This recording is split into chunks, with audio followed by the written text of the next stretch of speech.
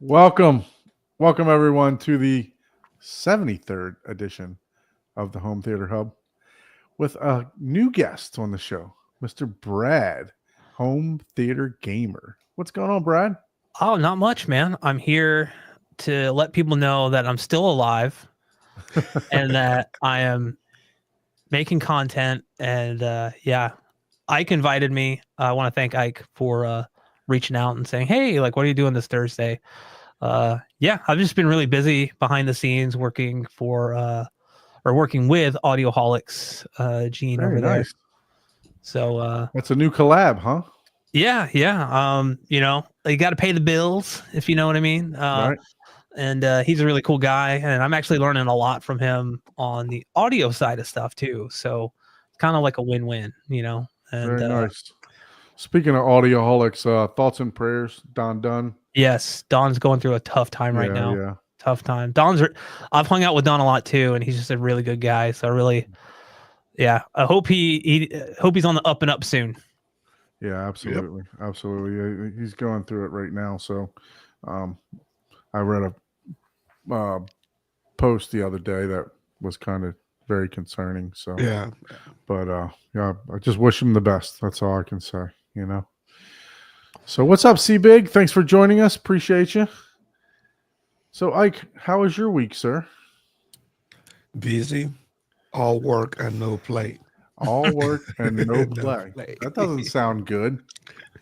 Yeah, but yeah, it's been a busy week. But Like Brad said, you got to pay the bills, right? yes, I gotta pay the bills, and the bills don't stop coming. So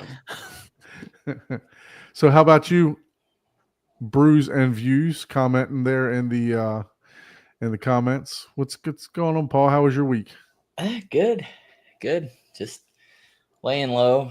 I had Scott from SC Audio, just like you, spent more of my money. Oh, really? oh Yeah, the Seagates, how they had their external. oh yeah, you saw that deal he posted? Yeah, they actually had the 28 terabytes for $330. What? But they Is it also still available? Yeah, they also had 20 terabytes for $230. Oh, So I price need to per go get one. terabyte, that's actually cheaper. So I went ahead and bought, since I'm going to Two. have to divvy them up anyways, I was like, well, I'll just buy 20 terabyte Oh. drives. So that way I can back up my NAS.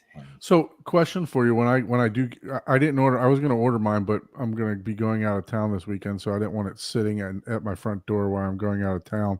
But when I put my NAS, because all my drives are 18 terabyte, so I could put the 20 terabyte in the expansion in the JBOD, right? Yeah. And if you do JBOD, you can do any size as long as it's the same like style. You can't do like SSD and then spinning 7200. Right. Yeah, because I already got 18 terabytes. It's So still available too. what shoot, I might have to order some of those then, because I God, know, just put right? it- See, that's what I'm saying. It's like, damn it, Scotty spending my money God, too. you bastard.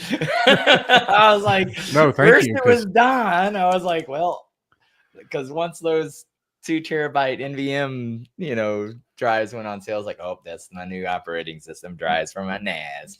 So, but anyways, to that, we're gonna go with the passion fruit guava today. More passion fruit. Yeah, with from. Well, I hope to be drunk by 11:30 tomorrow, 11:30 a.m. because I'm going to be sitting on the beach drinking some. And on a side note, yes. So the drives, I plug them in, and this is what I like about QNAP, right? I plugged them in, and I have like 100 terabytes, right? And it was like I did some Linux stuff to figure out how to, back up certain sizes, because I have like one folder that has like more than 20 terabytes in a folder, right? I have several of those, right? But anyways, one of them said it was going to take like, I don't know, 5 days. One of them was like 28 days. And then the next day I came and I looked at it, and then I looked at like the interface, and it said they were running USB 2.0, and I was like, oh crap. Okay, wait a minute. So I stopped that, plugged them, unplugged. I had a USB hub. I unplugged that, plugged just a couple of them in, and it went from like 28 days to 2. Oh wow. So yeah, you got to be Gotta pay attention to that. That's what I like Absolutely. about, because otherwise I would have had to go in and look at the mount, and then do all kinds of extra, look at the kernel, like, okay, how do I know if this is 2.0, 3.1, Gen 2? Like, what is it running? But yeah, once I saw that in the interface, that's what I like about the QNAP. The advantage of Synology, though, there is an advantage of Synology. They have a special RAID, which I'm not sure I trust. It's kind of a software hardware RAID where you can mix different size drives.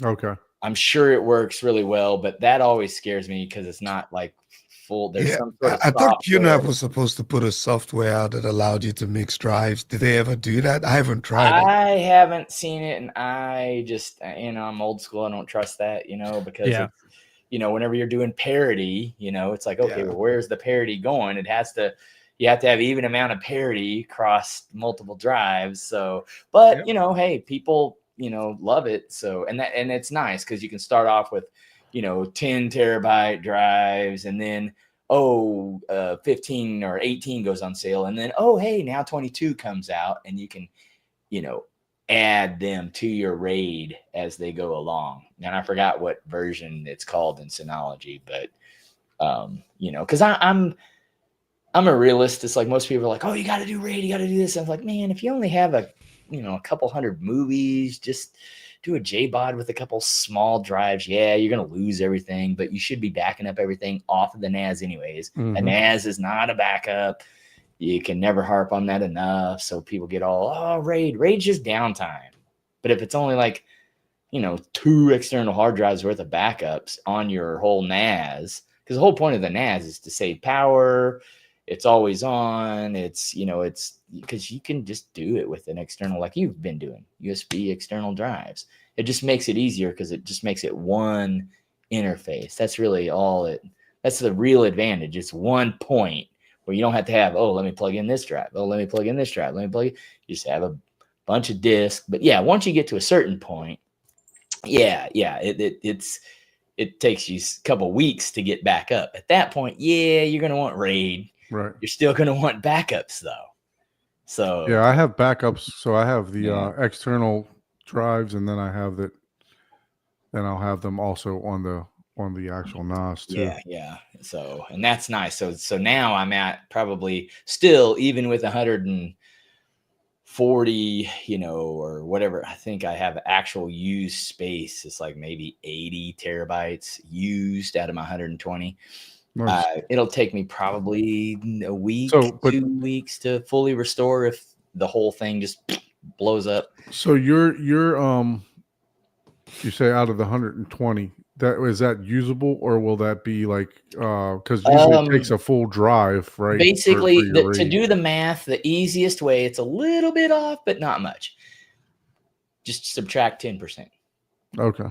Whatever drives you're using, no matter what they are, just 90% is usable, period. Just that is almost dead on, like really close. So you can use 90% of any hard drive. That's the quickest and easiest way to figure it out in your head. Cool.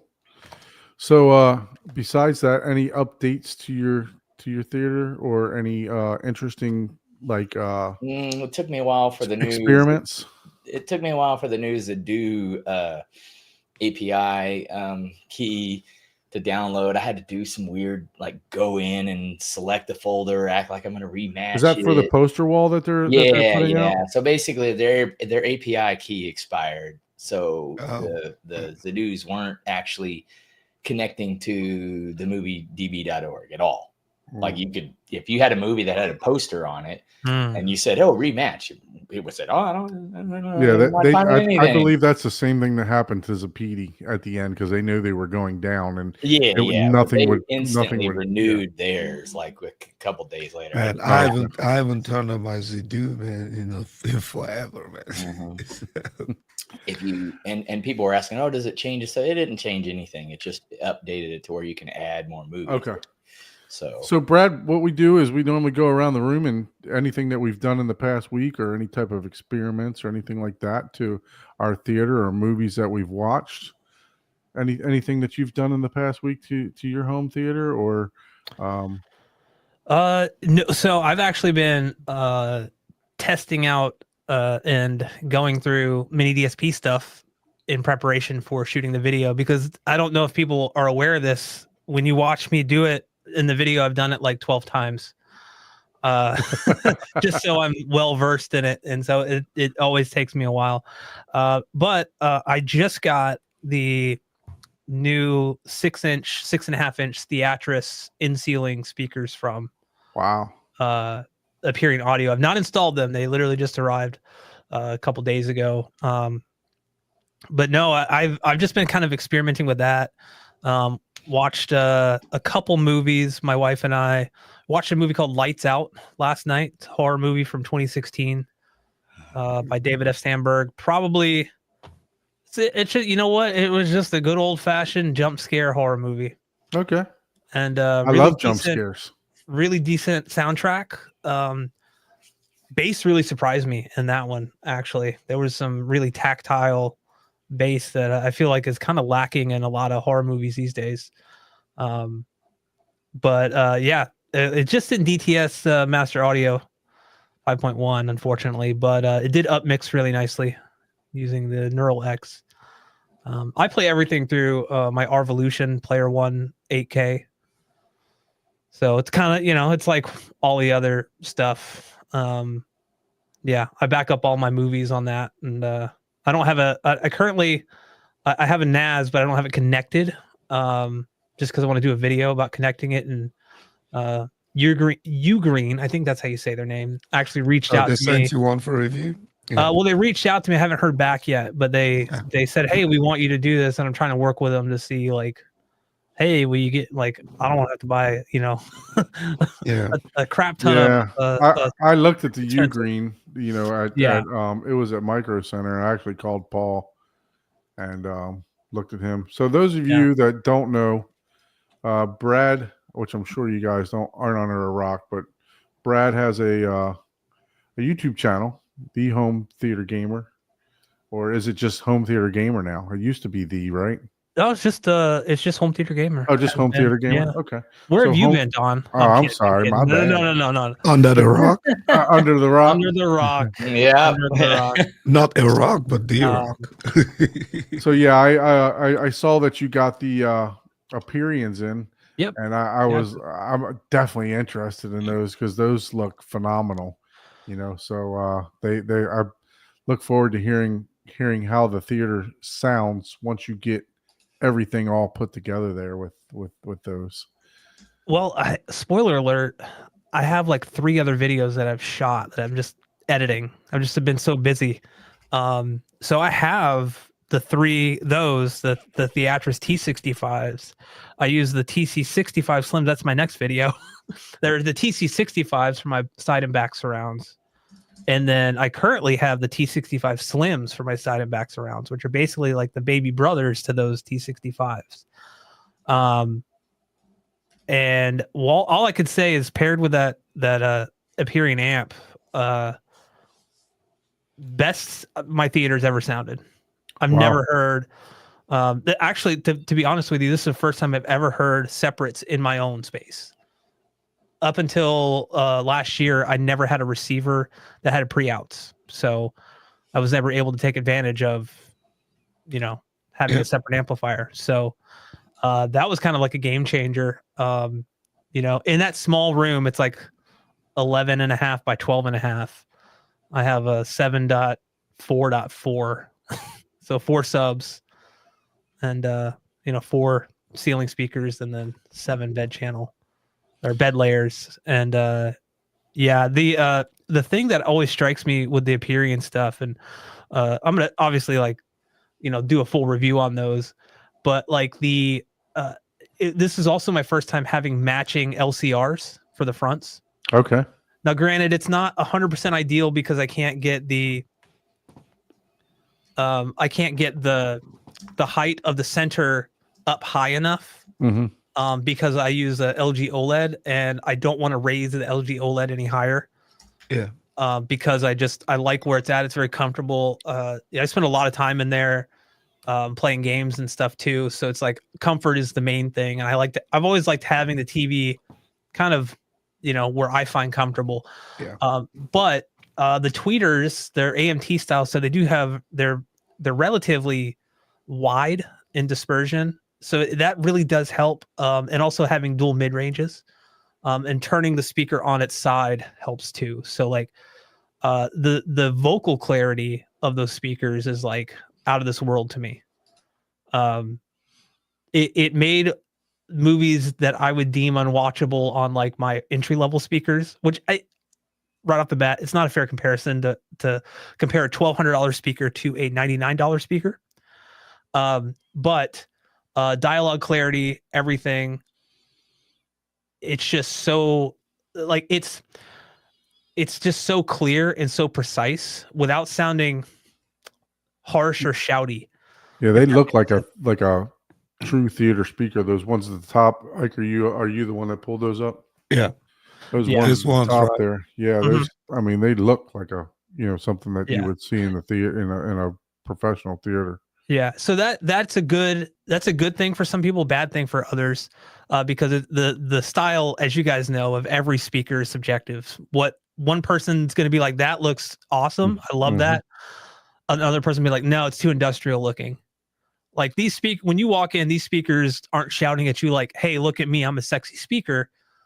To me, they're like, I mean serious business. Yeah, Oh, they're ported Look in at the those. front Look too. at those eyeballs. Still, Yeah, those dual mid ranges, they look sexy. soft dome. And And what type of tweeter is that? Is that a air So- motion or a ribbon? well, it's an air motion. Okay. So it's an air motion transformer, yeah. And what I'll say is I've always been a huge fan of soft dome tweeters ever since I got into the hobby, because I like kind of the warmth and not the kind of super brilliance that you get from like a horn or even some aluminum dome. So I was not sure about the AMT because I'd never heard them like again in my space. It's one thing to hear them in like a showroom or somebody else's theater, but then when you get them home and you hear them in your space, you're like, oh, it doesn't really work here. Oh, I really like that. And these just sound open and airy without sounding super fatiguing, but you hear all the detail that's there in the highs. And that's something I just wasn't getting before with the soft dome tweeters that I had. And even Colin at Aperion was like, if you're a fan of soft dome, I think you really need to check out these because I think you'll love them. Yeah. He was Yeah, not wrong. They look. They really do look. I mean, they look like they mean business for sure. Yeah. So Yeah, but this is the one that I'm eyeing, man. Like, if I want to replace my LCRs, yeah. This would be what I'm looking at. These in walls that They have a full back box too. They have a full back box Yep. too, completely sealed. Nice.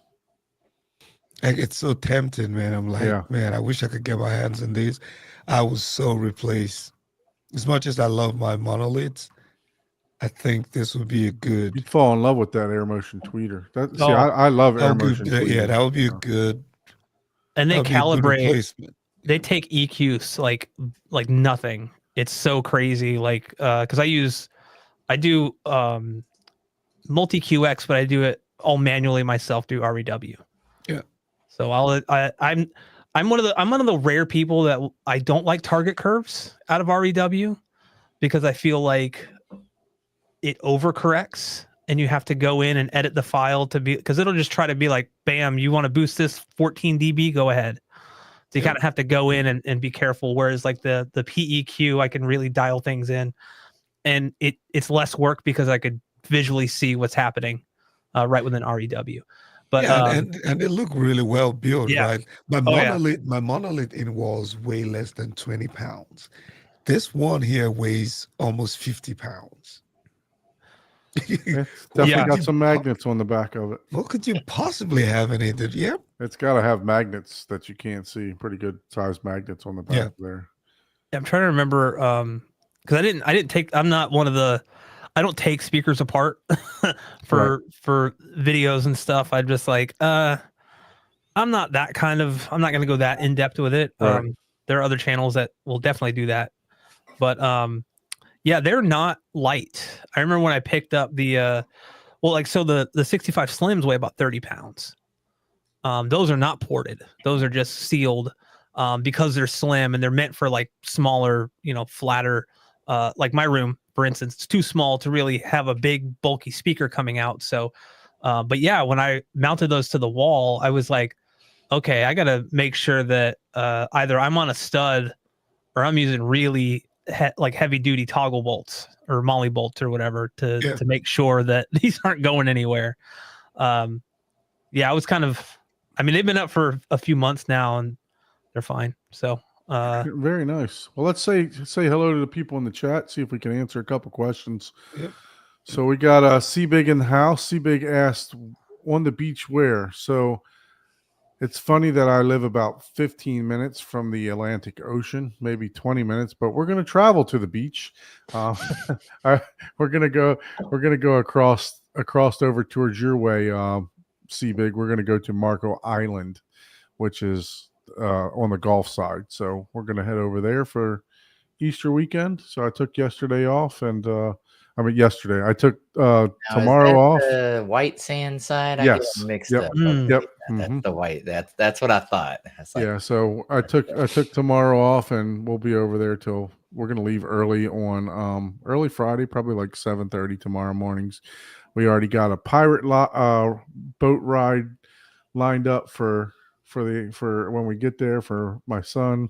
So it's going to be a fun trip. So yeah. Are you in Florida, Don? yes. I did not know you were in Florida. What coast are you are you in Central? Are you? So if you know where Boca Raton is, Yep.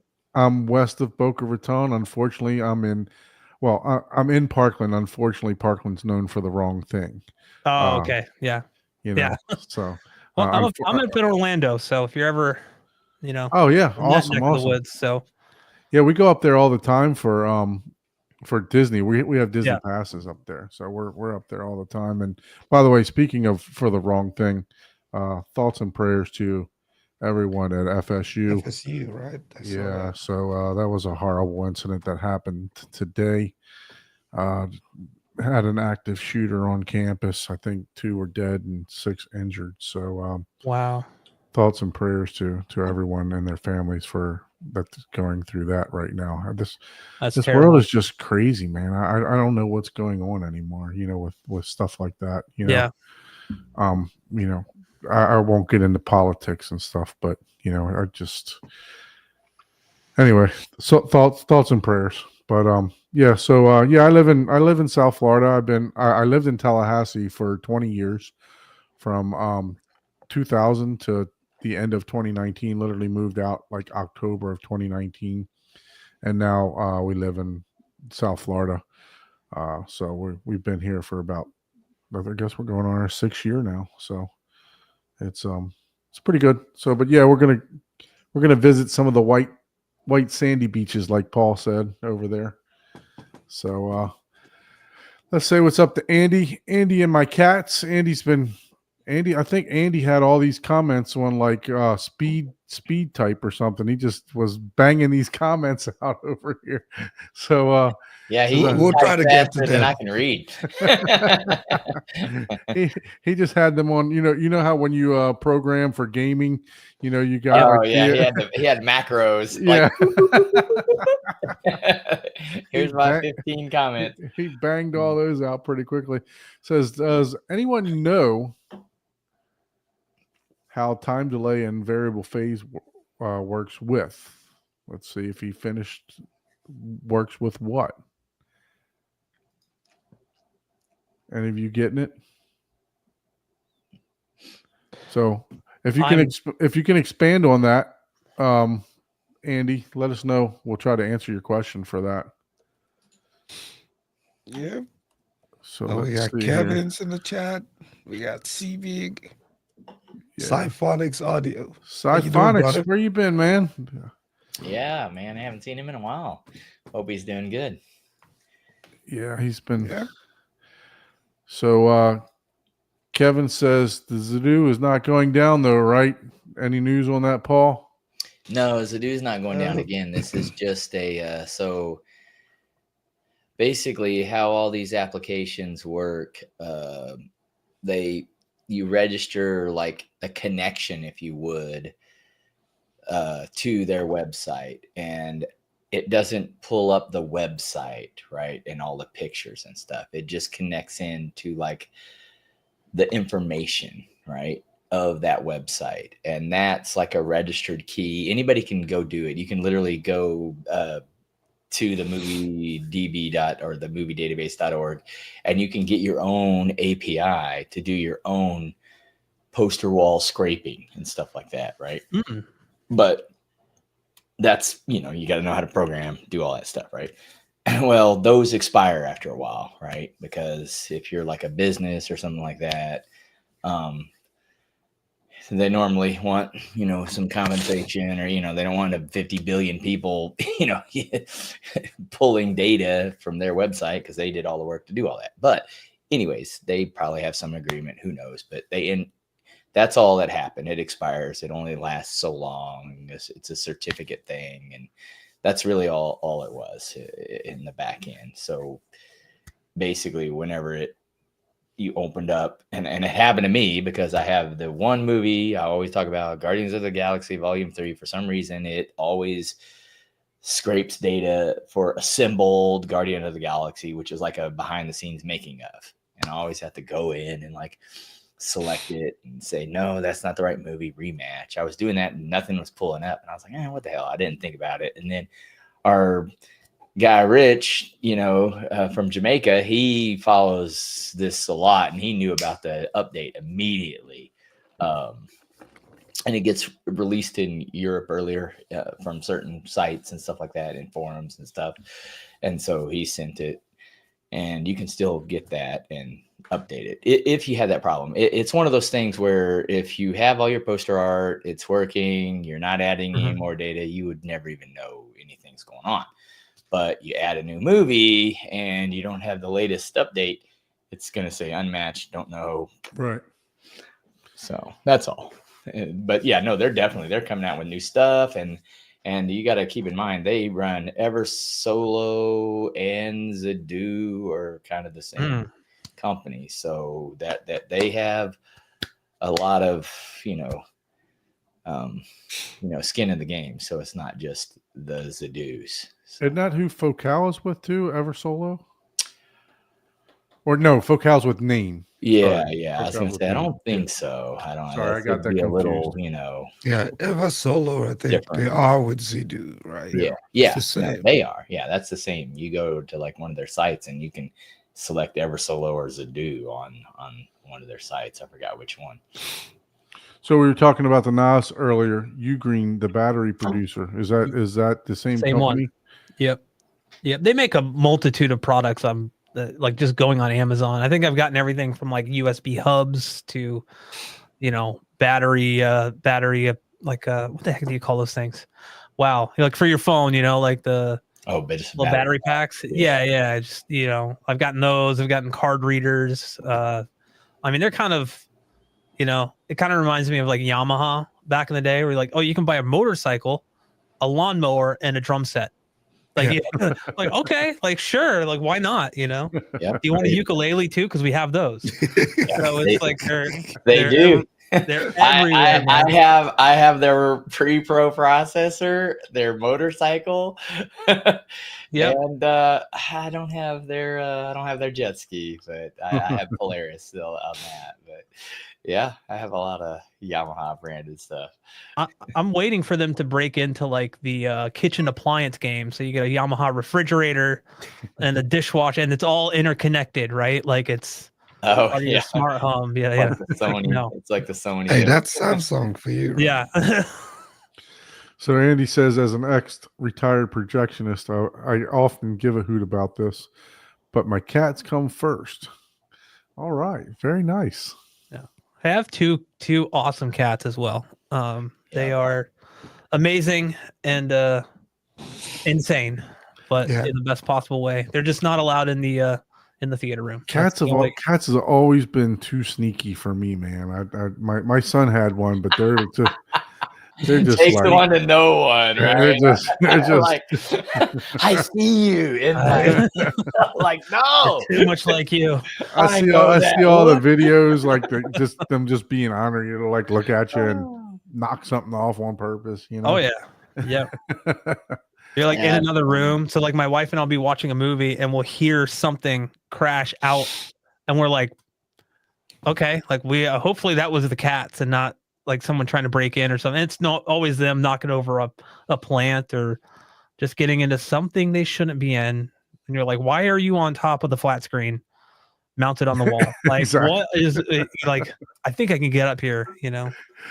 Yeah, that's you know, I don't know if you watch the show very much, Brad, but the ongoing joke is how long it's taken me to build my theater. So it's been like 4 years now. So but Wow. I'm finally in the stage, but I built everything myself. The only thing that I had help with was I had somebody finish the drywall.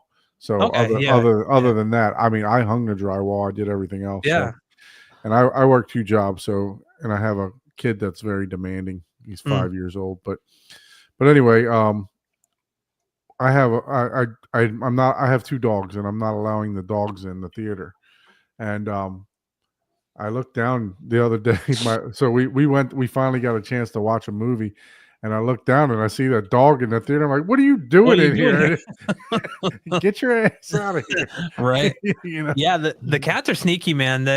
We have one that will literally he knows when I'm about to open the door to the theater room, and he'll dart in. Oh god. And you know, we don't declaw the cats. Like we'll trim their claws, but like it's very inhumane to declaw them. And so like I look at my Valencia theater seats and I'm like, these were a gift from Valencia, and I don't I would want scratch that thing. little Yeah. because we have a couch out there that looks like Freddy Krueger attacked it. Like it's just, you know, chopped up because we're like it's old and we don't care. But it's like I don't want that to be the theater seat. So, but yeah, that's like the one room they're not allowed in.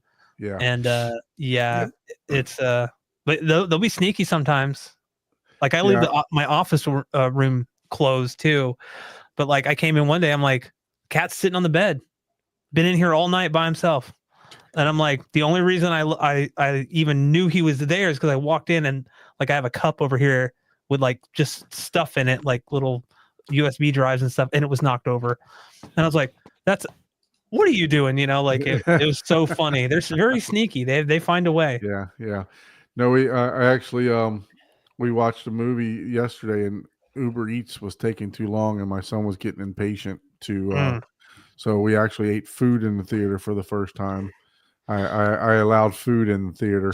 So it was like look, I know that I want people to have fun in the theater. I want my family to have fun and stuff like that. Oh, So if you say no beer, no, you gotta have fun. I'll in be the like, theater. have fuck fun, that, yeah. dude. But I am going to buy a couch Yeah. cover because my son already got chocolate on the couch from eating Yeah. cookie. So Yeah. I don't so care. we We watched, like the best system ever. No beer. It's like, oh, that's a crappy theater, man. Yeah. They got Yeah. $4 million per speaker. I'm like, nah, man, that's horrible. That sounds like crap. yeah. So we actually watched both of the prequels for Despicable Me, The Minions, and The Oh. Rise of Gru. Oh, nice. So we watched those. They got some good Atmos in them. Speaking So of it's that, Yeah. okay. So Yeah. you watched that? What did you watch anything else? Was that for me? did you No, watch any? I didn't watch anything this week. Nothing. All right. Nothing. How about you? Didn't Paul? even turn on the projector. I watched Moonfall. I've always put that off because I heard it was horrible. Dude, I didn't think it was that bad. Like, Yeah, I heard the it's sound 30 for that is just The absolutely sound's amazing. really good. I think the sound is the I only thing really good about it. love the storyline. Big Jack says no food in my theater. Big Jack, I bet you eat all Yeah. you eat in your theater. It's like, man, that means Big AMC's Jack breaks better his because own you can rules. eat in the AMC Yeah. theaters, man. you can order service and all kinds of stuff. No, just playing. Yeah, I watched that and I put it off because I was like, oh, I heard it was so bad. People hated it. They got a 30% rating, and it's like, man, I just have a different perspective. I like the storyline. It wasn't like, oh, no one's ever, thought of anything even close to this or anything like that. And there was some parts that were kind of like, Hey, Ralph, how many times did you Fast and watch Furious Captain type America? of, suspend your reality. Yeah. But it's like, okay, whatever. It's, it's not, it's just an entertaining. It was like your typical action movie. I don't think it deserved is the way people rate movies nowadays, where they give them like a 9. Whenever I'm like, that's not a 9, bro. Yeah. On that rating system, I would have given that one like a 6. I'm like, yeah. dude, it's entertaining. So it's watchable then. Okay. Yeah. I was like, yeah. I mean, You it's probably not just like, got to park your brain at the door, right? Yeah. or something Sounds like like that. an No, nothing like that, but IGN it wasn't- rating. definitely An wasn't a IGN rating. 3. IGN. Well, yeah, I mean, talk about ratings. People, what I've noticed is like the trend now is there's nothing really ever in the middle. It's No. either going to be just Good garbage or like bro. amazing. Yeah. And gaming is the same way. Oh my, God forbid you give a game a 7 out of 10. It's the worst. When did 7s become bad? Like, Yeah. Look, with the business I'm in, we do it's called Listen 360, and basically they people send you ratings. If you're not a 10 or a 9, you might as forget well about it. forget about it. Forget You- about it. it's Yeah, that's the way those yeah. ratings go there, Yeah. though. That's Well, we got a viewer from Newcastle, Australia. Very Thanks. nice. oh wow. Hello, Thank you so hello. much. You throwing popcorn in the movie theaters over there watching Minecraft? It's finally made its way to Australia, I've heard. Thanks for watching us. Um, And Raph Cave says, thanks for the mini DSP videos. He needs to come out with new ones now because those ones are getting. those are ancient. Yeah, I'm outdated. working on new ones. I feel like I've been saying that for like a year, and I have, but they're coming out. They're coming out. I'm gonna force myself to do it. But yeah, Don and I were just talking before about it and how like the interface has changed and Right. like all the functionality is still there, but I feel like they actually listened to a lot of the feedback people gave them when they updated it, because I was like, wow, this is actually like responsive. And then when you resize the window now, it actually resizes the whole thing. And Yeah. before it was just like you try to make it full screen, and nope, it's a big white window with like whatever the size it was before, just in a like. You're on Windows, I assume. Windows. Yes. Okay. Yeah, but I also well, yes and no. Like I have Macs in my office and everything in I'm the theater just room is Windows. Yeah. Relative to the mini. Oh, yeah. Like, well, I actually, my first foray into it was all Windows, but I have a Flex in here, not powering, but I'm running all my DSP stuff through that to the Prime Wireless Pros, and I got a couple of appearing audio subs down here for like YouTube mixing and stuff. And so I did everything on a Mac in here, and it was frustrating. I'm not gonna lie. At first, trying to use my MacBook Air, but then when I tried to use my Mac Mini that has a dedicated HDMI out, that seemed to solve all the problems that I was having. So, Gotcha. I've always found Mini DSP to be very finicky and picky with Mac stuff, less so with Windows, but it still can have its issues. See, I've had the opposite experience. Really? Yes. I'm like, oh my God, I hate Windows. It's What like, are you oh, man. using? Windows just 95? effing work. Like, what is happening? Windows 95. It's like, I got Windows I gotta 95 on reconfigure there. drivers. and Yeah. Oh, all, it's yeah. you know, There it's is like- that. Windows 286 or something. Yeah, and yeah, that's in the contrast though. Like Mac, it's like What's up, it's either gonna Bobby? work or not. You know, Hey. If Yeah. it doesn't, man, you're in a world of hurt. Yep. You know, You at spend a that lot of time trying to troubleshoot that. Yeah. Yep. You have to be expert. If it doesn't work right out of the box, you got to be expert, Mhm. right? It's like, okay, but most of my stuff is just knock on wood, because it's just always seem to work for me. No Yeah. secrets here. My Windows, I'm just like, oh, what the hell? The Java. I hate Java. I can't. Me too. What's good, Abe? So, And I'm just what's like, going on, why? Abe? How are you, sir? Good. What you guys up to tonight? Oh man, we're we're talking to Mr. Brad, home theater gamer here. Hi, Hello, Abe. Brad. Nice to meet you. Nice to meet you. Yeah. You know, I forgot I'm in a different time zone. So I was like, oh, it's 9:30. You know, so I called Mr. Long here and said, hey, can I come over and hang out in your house all night? So Yeah, absolutely. So what you got going on over there? yeah, well, I want to introduce you. I'm gonna flip this screen here. Well, I'll just do it this way.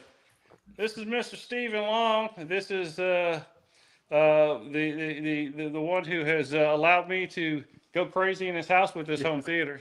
How's it Nice. going, guys? Hello, Hey. Steven. What's Good. going He on? is- Thank you for being a listener and a watcher. We definitely Oh yeah, appreciate no that. worries, man. Y'all are Yeah. great. Yeah, he loves you guys. You know, that's how we met is through your show. Sure is. Yeah, he saw me on the very first time I was with you guys, and called me up. He actually, so we're in his theater now. He actually had a theater he had built in here with a local integrator, and it just didn't Yeah. pop for him, you know. And Right. and then when he saw the podcast, he had been watching you guys getting great ideas and everything, and he saw this, and he called me up and he says, "Hey, I want to just get this done right." And so, and we just went through the thing, came up with an awesome design, and then he let me experiment and do crazy stuff. So Yeah. we're going to town. So we Yeah, pretty much I gutted. see you're making progress. You got the Yeah. cables run and everything. Yeah, let me flip. I'll flip this. I didn't mean to interrupt you guys in the middle of something. I just got to. Nah, you're good. You're good. Yeah, let me flip. Yeah, this. the audience wants an update, man. So we got to. Yeah, see we what's going want on an here. update, man. Yeah, I'm looking okay, forward to the okay. tour of the theater when it's I'm gonna done. do this. As soon as I figure out how to flip this camera on this thing. It might kick you out, so you might just rejoin. Depends. Okay, all right. Unless I just flip it all I, together. I want to know who's your favorite, Ike or Don. It's Paul. It's the blondie. The blondie. Okay, so you saying it might not let me flip it when I'm inside? No, the you stuff. should. No, you Well, can. You try. got to go to the settings. settings, then Settings. select the Where camera, you were at, right? You want rear-facing camera, wide and then angle. you want to Okay. select rear facing camera. Setting. There we go. Look at that. Look at that. Teaching an old dog new tricks. Oh, that's me again. That's So you front wanna facing. select the You want rear rear facing. facing. Front facing. Okay, Go to the back camera. I got. I'm getting in. There we There go. we go. Hey. There Look we at go. that. I am smart. That looks All right, like a, so, that looks like So a what hot country purple are you mess, in? What Abe. country are you in that's using purple drywall? Yeah, so this is a specialty drywall. This is an equivalent. This is an acoustical drywall. It's 3/4 inch thick. It is made by. Oh my God, I forgot the name of this. Yeah. Okay, let me show you. I'll make this scientific here. I'll grab the paper that fell on the floor. This is a sound break. which Okay, is- that's something backwards new. here. I've not heard of that. Don't make Yeah. Paul go break down his theater. Yeah, now, so man. actually, this is 5/8 inch thick sound break. So this is, we originally specified, we went through a couple more iterations. We had specified 2 layers of just standard Type X drywall with green glue between layers. Difficulty in this area finding green glue and Amazon. yeah, and then yeah, we were going to do that, and then installation labor. So we looked at Certainty Silent FX, which is a acoustical drywall that has basically a viscoelastic membrane I was gonna injected ask. into the Okay, cool. membrane of the drywall. Awesome. Wow. Okay, so So that's this- legit soundproofing. Yeah. Yeah, so this actually is an equivalent to Certainty Silent FX. So this is this company's brand, Gold Bond. So Gold Bond, which is standard drywall company, but this is their version of like Silent FX. You can kind of see when you look. The purple is the mold resistant stuff. That's what that. Right, and then on the drywall itself, if I can figure out where you can see there's this is the drywall here. There's a layer in the middle here. Okay. That's that viscoelastic compound that's sandwiched between the membrane of the drywall. So that's not 2 pieces of drywall. That's one piece. Wow. Oh man, you just delayed Don's theater 4 more years. Don is about to go break. He's taking down all his drywall. Yeah, so, but what is nice, it gives it, because with, Yeah, when you're that's doing- legitimate soundproofing there. That the Yeah. membrane and stuff. and we're gonna have mineral wool, rock wool, Rock wool. select sound, mineral wool installation behind all these walls in the ceiling. But when we go to wall sound isolation, basically you have, math or dampening, or a combination of mass and damping when you do it. So this allows us to not only have mass but damping as well. That's what that viscoelastic layer will do. So it will basically act as kind of, I always say, the catcher's mitts, kind of catch those Just sound out of waves. curiosity, so like I think if I'm doing 2 I'll be honest with you, the green glue is not cheap, right? So I mean, No. I probably spent $1,000 on green glue for my room. So Right. it's just out of curiosity, 2 layers of drywall, 5/8 drywall is probably $25-$30, and then the green glue. So what would a piece of this drywall cost? Do you I don't do you know remember? what a piece would cost, but for the whole room, it costs $2,300. Okay, Oh, that's not bad. Okay, that's not bad because that's bad. about what I spent on mine too. Yeah. Yeah. And where you saved, where I figure I saved, is labor, because Mhm. it's one whole. It's not putting 2 on. You're just putting Correct. 1. So, when you're paying somebody to do it, it's less labor for them. Yeah, and that absolutely. was really the other determining factor when we looked at it. And then in talking with the contractor, the other concern is logistics of trying to cut 2 layers of drywall out and cut all of these outlets. As you see, we've got, let me flip back to back camera. We've got, so many kind of penetrations in this out, which will eventually get sealed. We'll have acoustical sealant around all of our crevices. All this will get sealed up. Like we have these LCR, all our pre-wiring, all our speaker cutouts. And then what you see here, these are junction boxes for low voltage wiring for the 3-form illuminated frames that go around the artwork. I don't know, probably might help. Don, do you have that rendering? That Yeah, I'd have to dig Yeah. that up. It'll take me a second to dig that up. yeah. Well, I'll do a quick tour because I apologize. I didn't want to keep y'all from what y'all were doing, but I'll do a kind of a quick tour here. So I'll start from the back here. So we're gonna have 150 inch. 150. Yeah, 150 inch, 237 to 1 aspect ratio, cinema screen up here in the front with a JBL Synthesis SCL2s and SSW1. What was it? Yeah, subwoofers. I probably got that model number wrong, but yeah, the 2 big gigantic JBL subwoofers up front, SSW1s up front. No, actually. And in the back, we'll have 2 SSW3s in the back. This is a 9.6.4 Dolby Atmos system. So we got our 3 LCRs in the front, and then front wides, and then sides, and then our rears. And then we've got the 6-in ceiling speakers there. There's 2 there, and then 2 there. We got an ultra wide, so you can see a little bit more. Yep. Yeah. Well, not me. Okay, it doesn't do ultra wide on back camera, but yeah, back there. And then we'll get the ones in the front. The other cool thing that I like, some features of this project thing, we had the HVAC contract create us custom linear diffusers. So these are all be encased by the soffit that goes around the room. So the soffit will come flush to these diffusers. And I'll show you a detail. So like you see at the front here.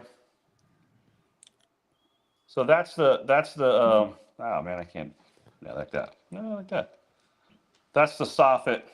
And then that's the diffuser coming down to finish flush with the soffit. Gotcha. That's our cove light. And up here is the fiber optic ceiling that's up here, which you don't see it. This is just a cut through section. Nice. Nice.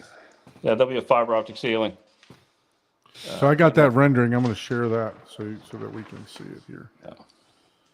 Let's see. Here we go. Yeah, let me see. I don't know if I can see it there. Yeah. Yeah, so you can see, so what we'll have here is you can see the rendering there. The speakers, you see those frames? All those speakers will be those artwork frames. Those are acoustically transparent fabric wrapped around a frame. That red light is the 3-form that illuminates to look like the frame is floating off the wall. Okay. That frame also can be removable. It's on a special clip system that can pop off, so we can actually change the artwork and change the stuff. So the speaker will be hidden behind that artwork. But then the pilaster next to it will be back. That's a 3-form acrylic insert that'll be backlit along with frames, along with the cove lights. All of that LED can change color at the same time. Mhm. That means you're gonna have to have seasonal posters and change the lighting. You're gonna have to have like Yeah. Frozen, Frosty the Snowman during There Christmas. you go. We're gonna go all Disney. You know, We're this gonna is go- Yeah. October, and Yeah. So what's Yeah. the room dimension? What's the dimension of the room, Abe? You would ask. What? Okay, let me look here on the. Let's see. yeah. Let me look at my plans. Abe's got a bunch of stuff going on. So he's Mhm. he's like, I got this room. I got. Yeah. I'm the same way. I'm like, I don't remember. That was on my other screen. Yeah. So this, I can kind of flip through these plans so you can kind of see. So this room, as soon as I get to the dimensions, might be on that next. Oh yeah, one more page here.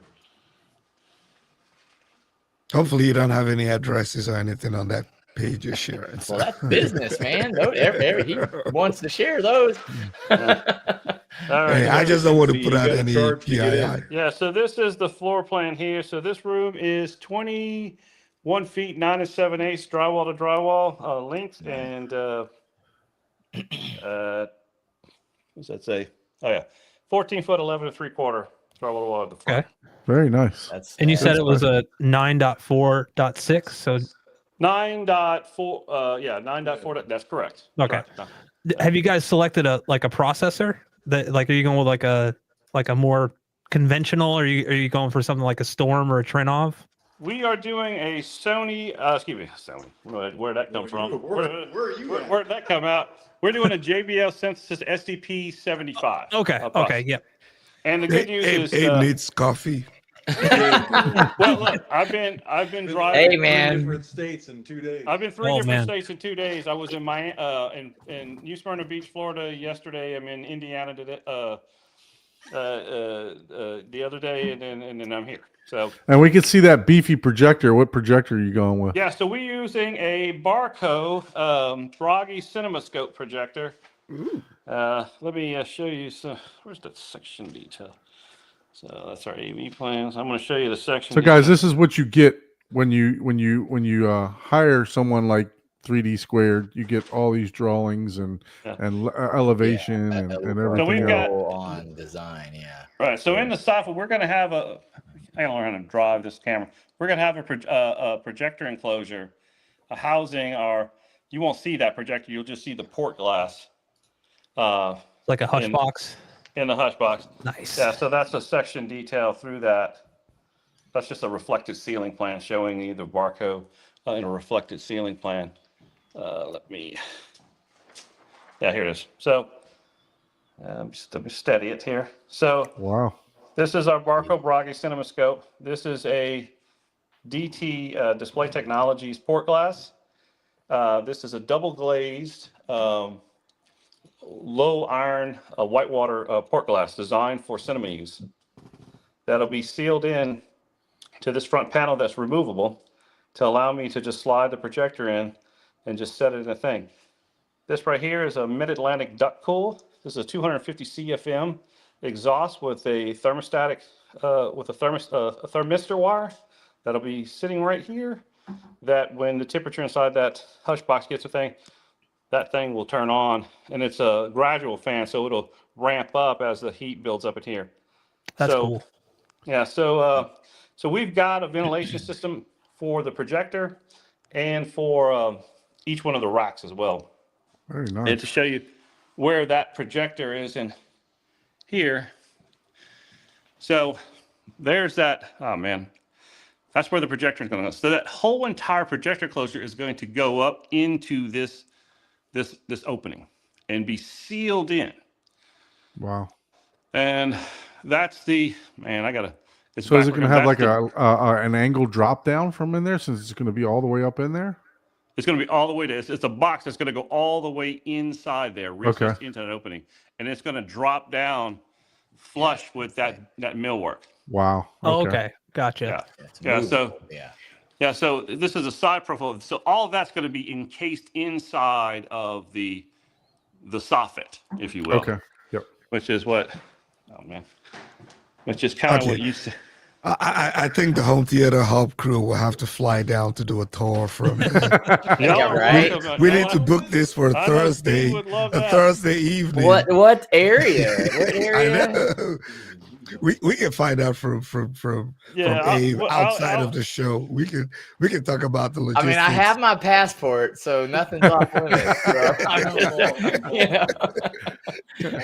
Well, we might need to do a live stream from Brad, we have to from- bring Brad too, because he knows how to operate the camera real well. I know, Yeah, right? there you go. Because as you can see, I suck at it.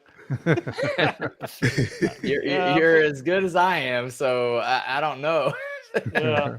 I think don't you're know doing what I was trying to amazing. look for here, but... Oh yeah, so yeah, no, I was. So showing what the state are section. you in, Abe? Yeah, I'm in Indiana right now. Okay.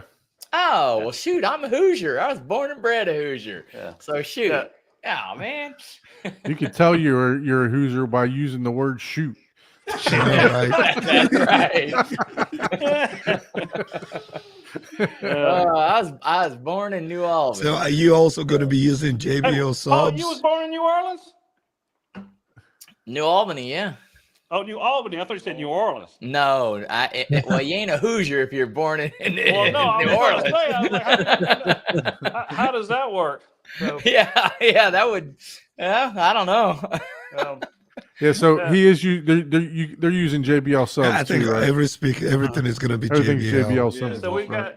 got, so this SSW 2s.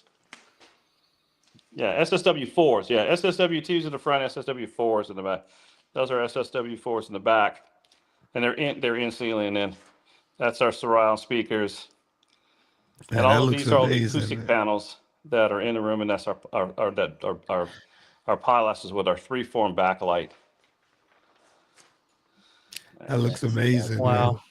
Yeah. I'm gonna I ask. love I'm I gonna don't, ask I don't think I question put that, anything on paper for my home theater.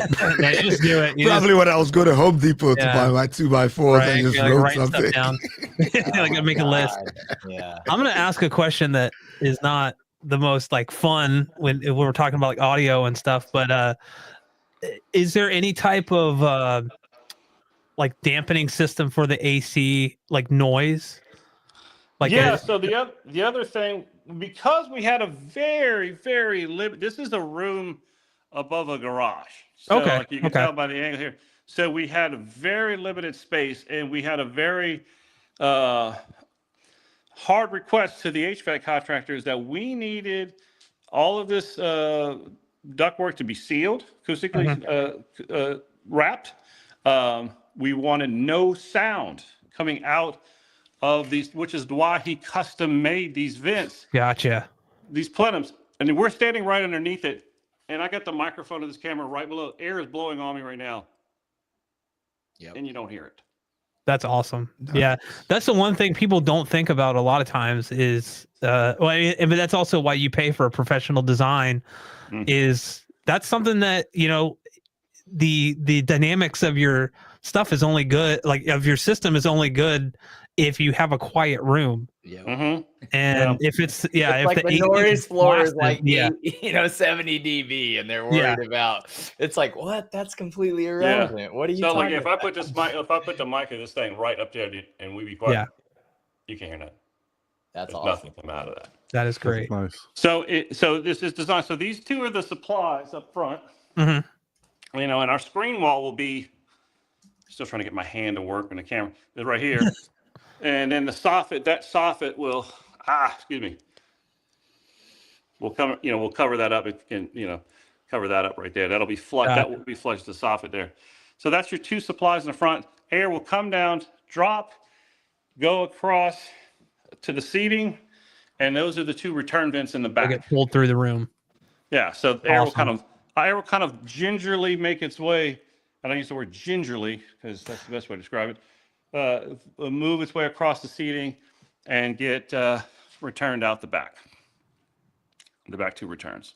So you do have some back, yeah, because we had a question here. Is there a fresh air intake for the box? So Yeah, so our two supplies in the front and our two returns at the back. And they are slightly oversized just to give us that drop air. You want to slightly oversize those vents so that air just kind of just falls uninhibited. Just gets in here and it does its thing.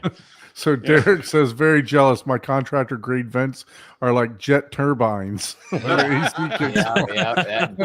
That's And- legit, man. That's legit. You're comfortable, but it's like your head moves like oh Yeah. dude, the AC's on. It's like those two people having a cafe must be in a windstorm. Yeah. Are you watching Twister all the time? yeah, right.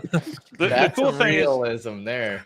so this is the thermistor wire remote temp sensor for inside the theater that will go back to the thermostats that are on the wall way over there. Oh, nice. So Very nice. the thermostats are not in the theater. We try to limit anything on the walls we can get rid of. So we'll have a tiny little sensor hanging right on the soffit that'll measure the temp inside the room and adjust trigger accordingly. the thermostat. Yeah. And he'll be able to control, the client will be able to control the HVAC from the control system as well Oh, that's awesome. in here. Man, you you done might messed want up to already. paint the theater purple, man. That purple just blends in. It looks good. I believe it. You want to leave it like this? Well, I mean, you can still paint it purple. Don't leave it like that, but purple looks good. It's funny. I'm a big fan of Certainty Drywall and Quiet Rock. And this is actually the first time we used this just because this was so readily available. And Yeah. I looked at the specifications and I approved it. I said, okay, this is, when we looked at the STC rating of our wall assembly, we were maybe 3 dB off, and within 3 dB, I'm fine, of what we had. That's not a big variation that we can't control in our post calibration. Oh, man, you definitely got some progress going on. Oh, we're going to get another room over here? Yeah, I want to kind of so the theater's got a lot going on there, but then we went a little bit more crazy, right? And we are going to have a massive LED wall, a Barco NT 1.2 video wall. So all those are power outlets for that wall, Dang. isn't Yeah, that? this has been an amazing engineering challenge because It's the I've been gaming working with room, the I'm Barco assuming. engineers weekly to try to get everything figured out exactly how they want it for this video wall, which has to be very precisely installed. Wow. So I'll go show you this and I'll go back to the drawings just to show you. So yeah, so the LED wall, actually, let me show you the drawings first, which will kind of show what's going on and then it'll make more sense. Oops.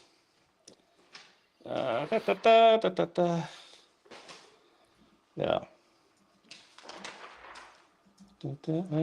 Okay, so here's our LED wall drawings.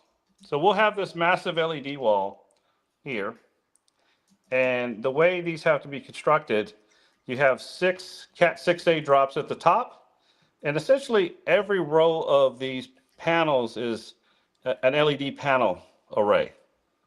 And there's 6 rows, 1, 2, 3, 4, 5, 6 rows of that. So each row needs a Cat 6 drop and each row needs a outlet. And each 2 outlets is a dedicated 15 amp circuit. So we have to have 3 dedicated 15 amp circuits for this LED wall. Man, that's a Yeah. And that's this a is lot of work for the LED wall for sure. Yeah. I knew they needed I knew they needed a bunch of outlets, power outlets for sure. right. So this is kind of showing the progression of like, here's the MDF, and we also need a solid MDF backing to bolt the unistruts to. So we just asked for just MDF in the footprint of the LED, but our builder gave us MDF for the entire wall, which I'm okay with that. Yeah. And then so we have the unistrut and you can kind of see how, you know, the unistrut, these panels will attach to the unistrut, and that whole thing goes on. So, That's crazy. and that's kind of showing you what the, this picture would be before the LED tiles go on the LED wall. And Wow. each one of these gets 8 tiles. So 8 times, this is what, 6 by 4, that's 24. Anybody know what 24 times 8 is? Rohan? Almost 200, Just right? barely under 200. Yeah. So 200 that's how many minus of those 192. LED tiles. 8. Yeah. 92, right? 192. So 192 LED tiles will go on here. Wow. Yeah. And then we're going to repurpose some Origin speakers that were originally in the theater. We're going to repurpose them out there in the game room. Because this is really for fun, for sporting, and you can do, this will allow him to get a 6 by 4 configuration. He can have 6 independent source streams on the video wall. Wow. Let me straighten out my camera. So he could do, full screen. He could do 2 screens. He could do 1 with 2 at the top here, or he could do all 4 or all 6. Very nice. Yeah. That's way better than having 10 TVs on there. Yeah. Yeah, and it looks amazing. When I saw it at when I saw it at CEDIA, I was like, this is finally gotten to the point where I can see it in residential homes now. It's gotten that good. I still am on the fence of ever using it full time as a theater, as a video source for theaters. I still prefer projector.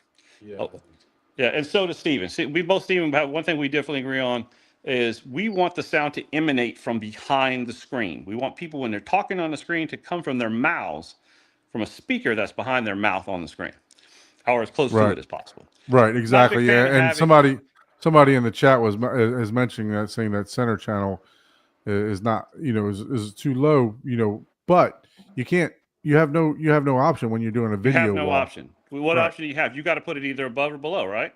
Correct. Or you run a trim off in there and you do both to where it will and actually you spoke about a Sony. The Sony actually has an above and below center now also. Yeah, we used to do above and below center channels 20 years ago, and there's some issues we've had with that, with comb filtering, with to the point that it's fine. You can do that. But again, this is not as critical. We got a dedicated theater right behind us when we want critical listing. This room we're not going to be all that crazy. It's like a recreational area. Right, correct. So we're just going to have fun in this room. This room is about gaming, playing some video games on that wall, watching sporting events, and just having fun in here, chilling with the family, and just having a really good time with this big ass wall. I can't wait to see the end results of this. Just phenomenal setup. Yeah. So, and I'm very excited because this actually is my first LED wall, and this is one of the few. He's one of about 5 people who have this LED wall in the country. Wow. So it'll be very nice. So, going into kind of some logistical things. So, because we're in a room above a garage, not a lot of real estate for equipment racks. I'll show you what he had originally had. So this was his rack originally. And you'll note, so he had some NADs, amps. Nice amps. Mini DSP there. That is his episode for some at the house. Our Mad VR Envy Extreme. Nice. Yeah, we're going to keep that one. That one's going to stay with us. That's going to go to the theater rack. Kaleidoscape, and look at that. There's a Zadu right there. Zadu, very nice. Yeah, which I think was a recommendation probably from watching you guys, huh? Yeah. Yeah, So, absolutely. And actually, you guys got me kind of hooked on the Zadu. I bought one. So, and then all his access. Get an affiliate link. Exactly. And he's got nice networking stuff too. If I'd have known, I would have used it. Yeah. So some of this we were going to carry over to the new rack, but this rack was kind of parked in a little cubby hole right there, and then he's got some game station Xbox kind of applied to the side, and we wanted to get these out of here. So what we decided to do, we built a little knee wall. We're going to have this be a concession area with a mini fridge and a candy counter inserts. That's going to be a popcorn machine over there. And then we're going to take this rack, get rid of all that, pull all those wires through, get all that. This is the old setup. And pull all those wires through over to here. So behind that panel is access to behind there to get all the wires pulled into this. So when looking at the floor plans, I said, Stephen, I think you have some space in that wall that we could create a recessed niche and hide the racks in the wall. So that's what we did. We got with the builder. He modified the opening, and so we'll have two 29U racks side by side right there. So we're going to break that one tall rack into 2 racks. Very And nice. we've got 4 dedicated 20 amp circuits going to these racks, 2 dedicated 20 amps per rack. And we have our Mid-Atlantic duct cool with our thermistor wire that'll eventually be when we put the grill to exhaust heat out of these 2 racks. Yeah. But wait, there's more. So we said, well, you know, to add some symmetry, instead of having 2 racks here, why don't we also put 2 racks here? So we put 2 more racks on this side to make it so they're symmetrical. So when you look, you got 2 racks here, you got 2 racks. Actually, we have a bigger purpose. These 2 racks will be actually the theater racks. Okay. These 2 racks will be the game room racks. So all the game room, networking, all the stuff for this room, the game room will be here. All the stuff here will be for the theater. All the Very JBL nice. Synthesis, the SDP75.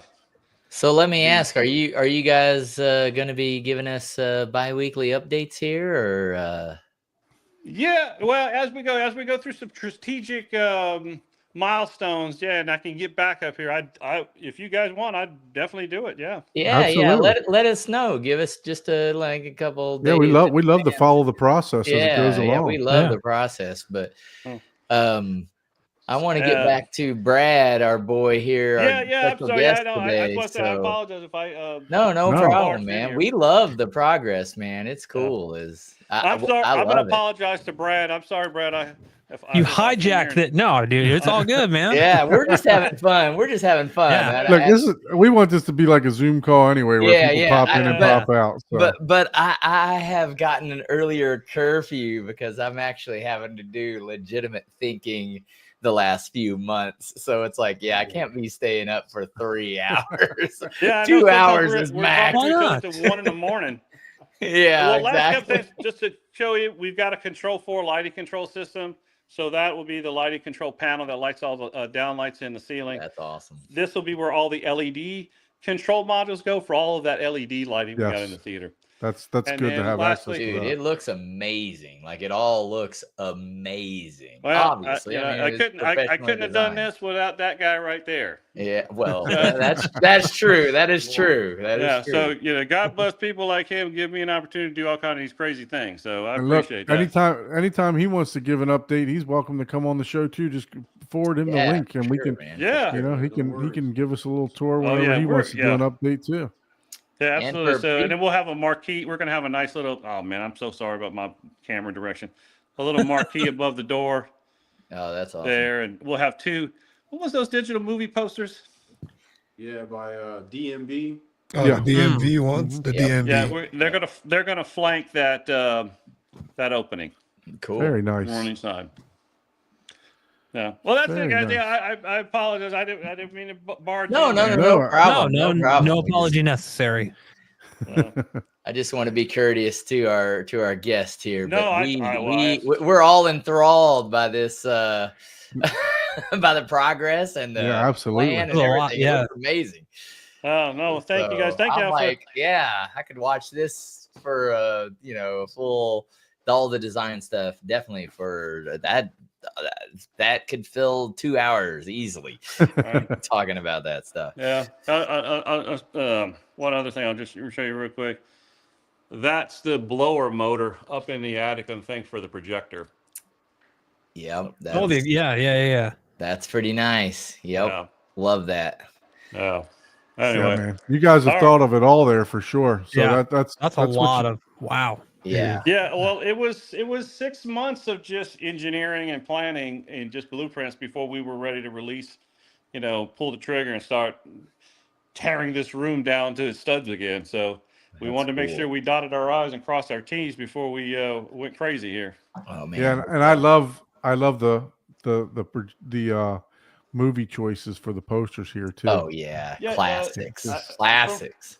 Well, and then when I first met Steven, I said, Steven, what kind of movies do you like? And then he had told me about his movie. So that's why I wanted to create kind of this unique, kind of slightly demonic looking kind of the design, because I was kind of inspired by the movies he had. And I said, and I wanted to create with these crazy LED lights so that, just like Paul was mentioning, we can change the theme. We can lighten it up as things go thing. It's adaptable to what we want to do. Yeah. Are there designs on the pillows too? Is that what I'm seeing? No, that's just Okay. just some colored throw pillows. All right. I thought you might have put some like a Freddy face on the pillow or something like that. That would be cool. Don't give Don Freddy any more Krueger. ideas. man. Don's just trying to figure out how to spend more money. That's Exactly. Yeah. We don't need to talk about that. Shit. Yeah, and Abe, that's where your internet cuts out. Oh, no. You're breaking up. We can't hear. He's going through a tunnel. He's going through a tunnel, guys. Oh, man. Well, look, Thanks definitely, a lot. Abe, definitely appreciate you, giving us an update on the theater. Mr. Long, you're more than welcome anytime that you want to join. And if you just want to talk theater, home theater, obviously yeah, you had a appreciate home it. theater before. Just Abel shoot you the link, and Yeah. you're more than welcome to pop on anytime that you want to. Sounds good. Just And so- for the camera shy, you don't have to be on camera, man. That you can come in Oh and yeah, just no, chat. that don't bother me. Yeah. I okay. expect Some you to- some people are. I've just Oh, for yeah, other they are. people. They're like, I don't want to be on camera. yeah. And I'm like, you don't have to be. Man, I get it. Well, Yeah, we can put a graphic up of your theater, and you could just talk. There you go. But We'll make an before AI before version. I go, I want to know what Paul's drinking tonight because I missed the first part of the. Well, the What do first you got, one Paul? was Tonight. Drecker. It was a passion guava sour, and What was the first one? after that, you talk so long. I'm on my third twisted. Oh, third one. Yeah, I was like, I knew God there was damn, only man, you I'm down counting with them me." away. That guy's got a mouth. The color of Brad's drink already changed. It was orange, and now it's blue. So- Hey, well, I got two. I got coffee, and then that's what happened. The coffee turns to. Well, thanks, Well- guys. Thanks for No, letting me. appreciate it, crash the No, party. man. Abe, Thanks. thank you so much for the update, Mr. Long. Finally, nice to Appreciate it, meet guys. you. Yeah, All for right, sure, Brad, man. thank you, Ike, Don. You're Paul. welcome. And don't Thank you, forget, you're thank you, gonna have to answer who's your favorite podcast. I like all It's you like guys. answering, who's your favorite kid? Your I favorite- love you all the same. Yeah. Looking Hopefully forward y'all to get seeing this your theater done progress. before I do. Abe and I were talking about that today, and we were trying to figure out a couple things, but my son decided that it was time to have a meltdown. So I was like, Abe, I'm sorry, I have to cut you short here.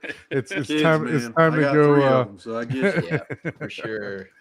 So sorry about that, Abe. I want to apologize for No, that. no too, problem. so. No, I understand. Yeah. So, but listen, we'll catch guys, up. really appreciate you guys sharing with what you have Oh, man, I'm going on looking over there. forward I to mean, it. it doesn't seem like there was any stone unturned with that theater. So It's going a little I- quicker than yours, Don. yeah, man. it is. It, Yeah. it definitely Hey, is. Don's, we're doing great. We're today. doing Just a fantastic. little bit. Well, thanks, guys. I'll let I, y'all I get got back. a little Thanks. message for you, Paul.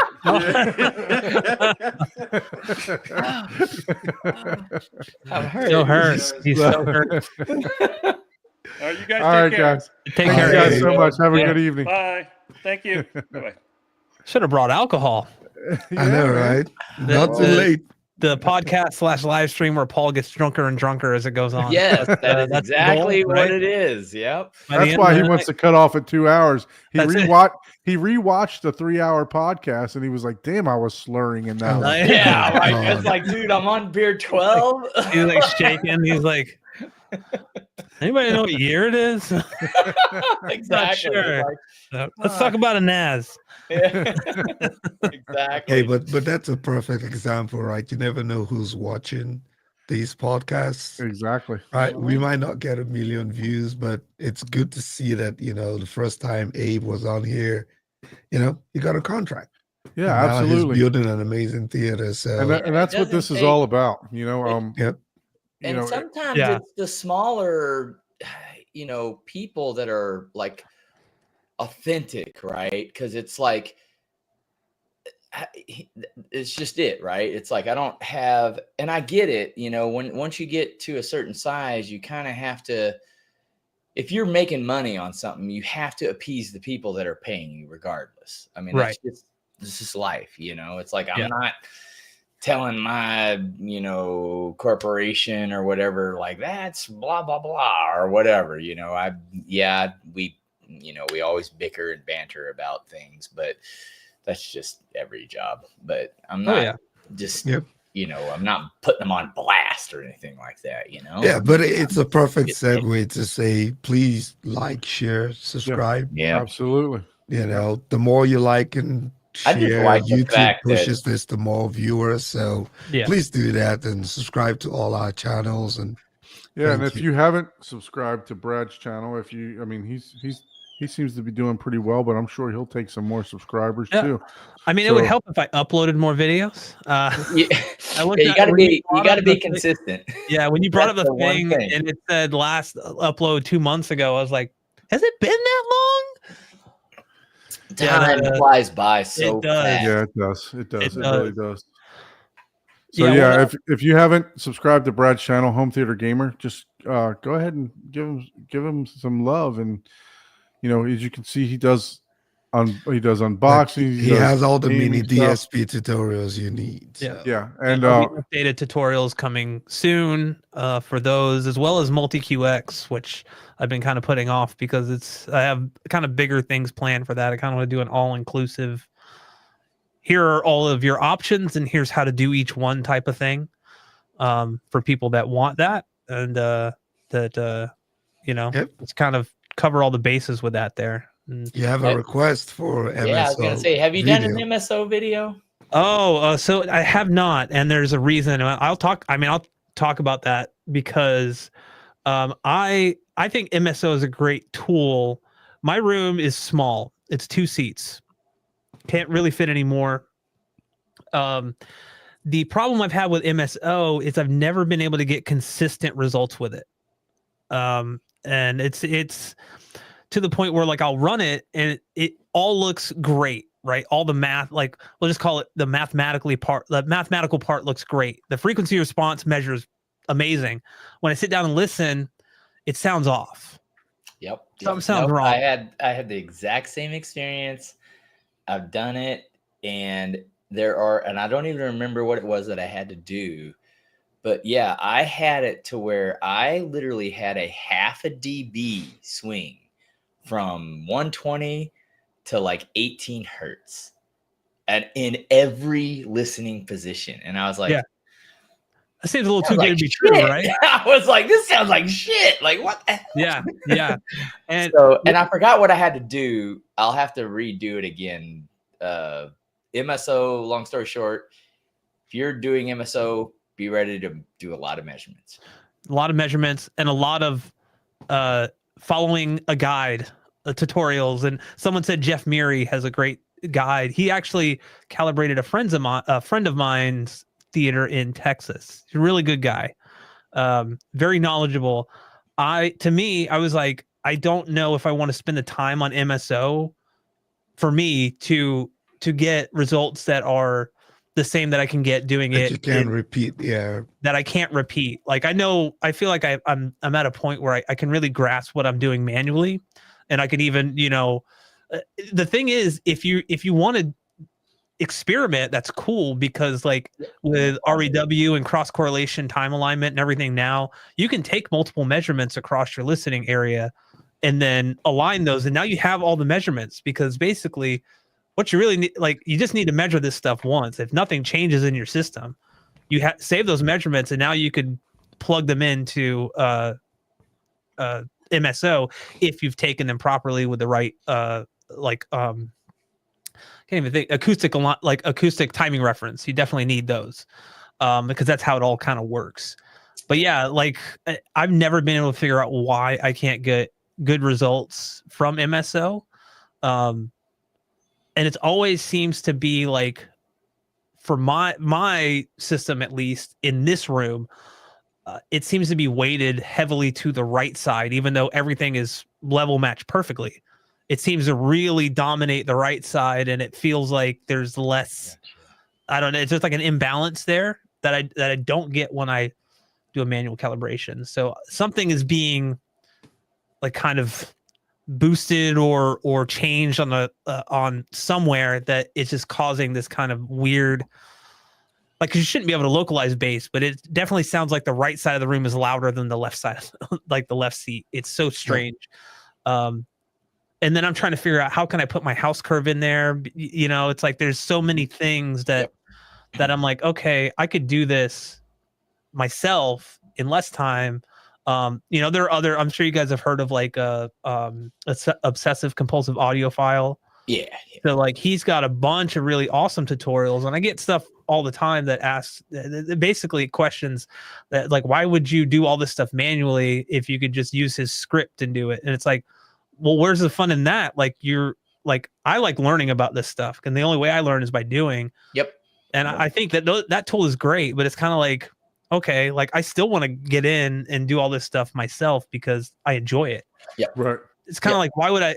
It's kind of like someone that enjoys tuning their own cars. Would you take your car to a mechanic and have them do it for you? Right. And Yeah, that's the same thing with my theater, right? I could have Yeah. paid somebody to do my theater, or, you Yeah. know, but I like working with my hands. I like doing it. Mhm.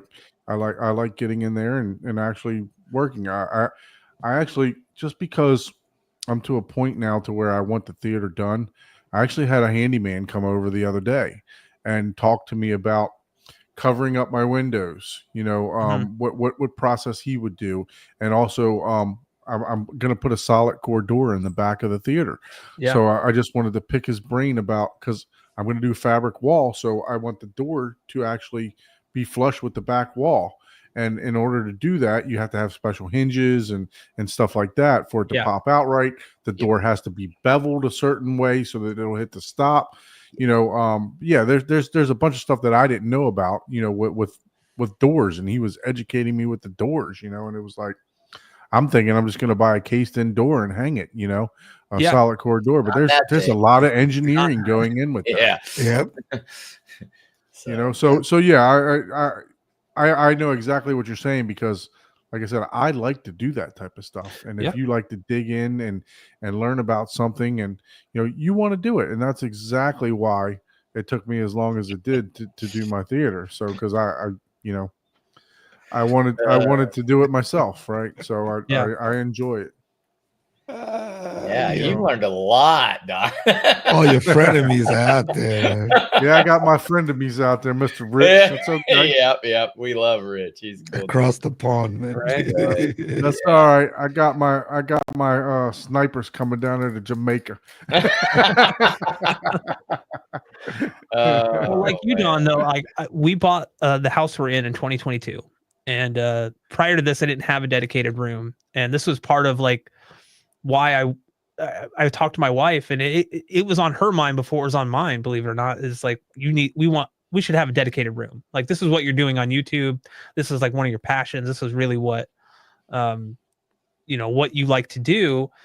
And, you know, we kind of looked, I was like, I'm not taking the master bedroom. There's just no way I'm doing that. And so I picked the second largest room. Unfortunately, it's, you know, only like a 1700 square foot home, but it's just the two of us, me and my wife. So. Only listen to us. Only. Well, only. I mean, yeah, there are people but we were renting a house that was a little over 2,300 square feet that we'd been renting since 2016.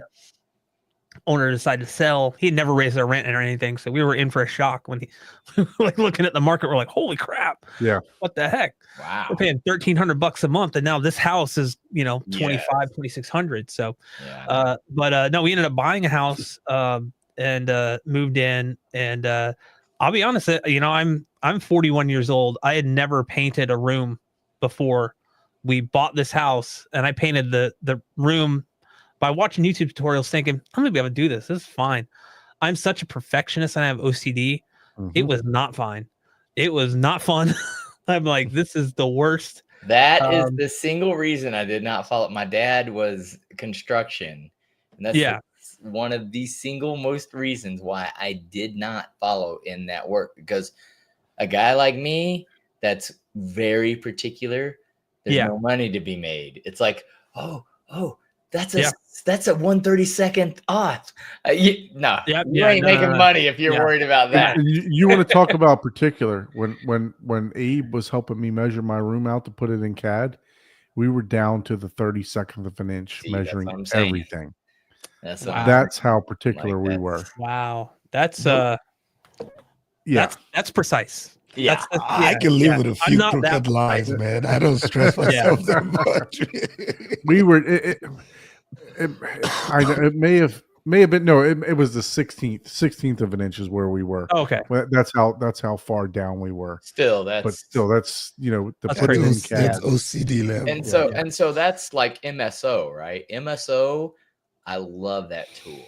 That thing is amazing. It will, if you want to show off how flat your base is, use that. But psychoacoustics and interactions, and I mean, people love their infrasonics. You can't hear infrasonics. That's the definition of infrasonics. Yeah. Feel it. But we still love our, we love the video. We love our, the door rattling, even though it's like padded and everything. It's like, I know, right? It's like, why do you build that good of a room and then want your door to rattle? yeah. Yeah. So, and that, speaking of rattling, that was a something that I really wanted to avoid. But at the same time, I was like, okay, I want to be able to swap out in-ceiling speakers easily if I want to review them. So one of the best ways to do that is a drop ceiling, like a suspended ceiling. And I had never installed one before. It was not fun. Yeah. But No, I learned a look, lot doing it. If we go to your videos here, if I pull this up, you'll see most of the stuff that I watch for yours, because I love home theater tours and I love, rooms, how rooms develop. Yeah. You'll see that the red bars on most of that stuff for me, that's on anybody's channel, right? Yeah. So that's what really draws me in. I'm like, oh yeah, that's a good idea doing it that way. Yeah. That's a good idea doing it that way. But yeah, no, I mean, I enjoyed watching your whole build process, and Thank you. You had the speakers out a little wide, and then you brought them in, and you changed the Atmos speakers a little bit, and you changed stuff around that you figured, this didn't work the best for me, so I'm going to go ahead and change it. And you had the flexibility to be able to go do it with that drop ceiling, Yeah, and that was another thing too, is I wanted to document all of it. Like it was more about like, I wanted to bring people along for this and be like, here's like, I didn't have like, I'm fortunate that I've gotten, things from brands that have helped me, like the Valencia seats I didn't pay for, things like that. But a lot of that budget was zero. Like I think I mentioned in one of the videos, we bought the house and we didn't realize that we needed a new AC system. So there went $9,000, right. And that was like all, like I had, a little bit of a budget, and that went all to the AC. Cause I'm like, we live in Florida. We need AC. It's not, no, you have to have AC. It's like this system might last 6 months. It's in here. We don't know. So let's just go ahead. I mean, you could just say your subwoofers are making you sweat. I mean, that's true. That's true. Yeah. But yeah, it was an experience, man. Like hot bass, man. Hot bass, the brown note, really making me sweat. Get me down to the 5 hertz. That's oh goodness. Feeling a little but yeah, it's a lot of fun, but a lot of work, and seeing the final. I'll sit in the theater room with my wife or just by myself sometimes, is looking like I did this. Like this was, and I can report that it's been about 3 years since I put the drop ceiling in. Yeah, and every day, There it you is. go. Yeah. Nothing more rewarding than seeing the results of the work you did yourself. Yeah. That It's like is I so built true. these acoustic panels. Like Mhm. they're not perfect, but I wasn't striving for perfect.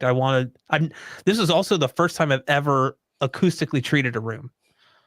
And I come from like a filmmaking recording studio background. So I kind of wanted things a little more on the dry side, more so than like you're really supposed to. Like if Right. you look at like documentation out there, you want your decay time being a certain amount, and I'm a little, I think slightly under 200 milliseconds, probably like Oh, wow. 175. So it's very dry but very tight.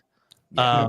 I don't have enough room for bass traps really, so They're not going to do anything anyway.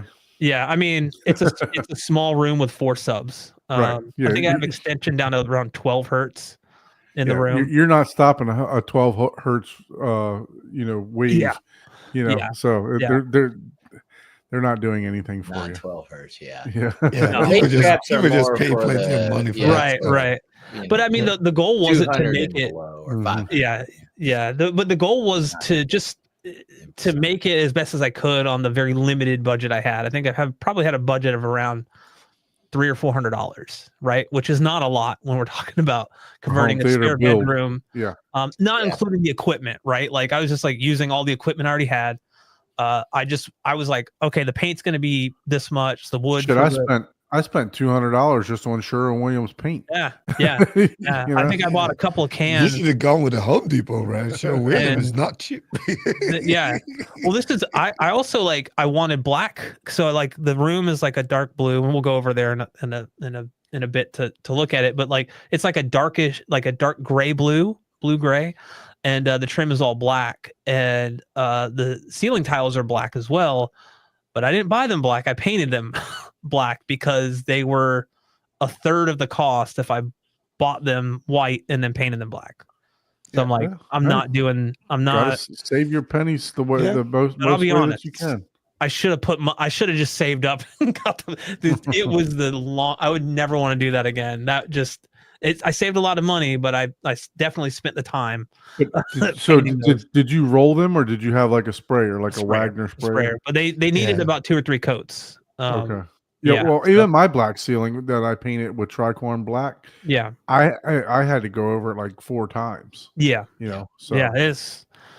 Yeah. Thankfully, the walls only needed 2 and the trim needed 2, but the ceiling tiles needed 2 or 3. I think that's Yeah. 3. I might repaint my own room this summer and get the lighter color from the dark, yeah. gloomy color. I think I'm getting tired of it. Yeah. So if I just I switch it want that cave. I don't have any windows in the well, I have a window in the front that I've completely covered up and put a vapor barrier in front of, and that's cut down on the heat tremendously.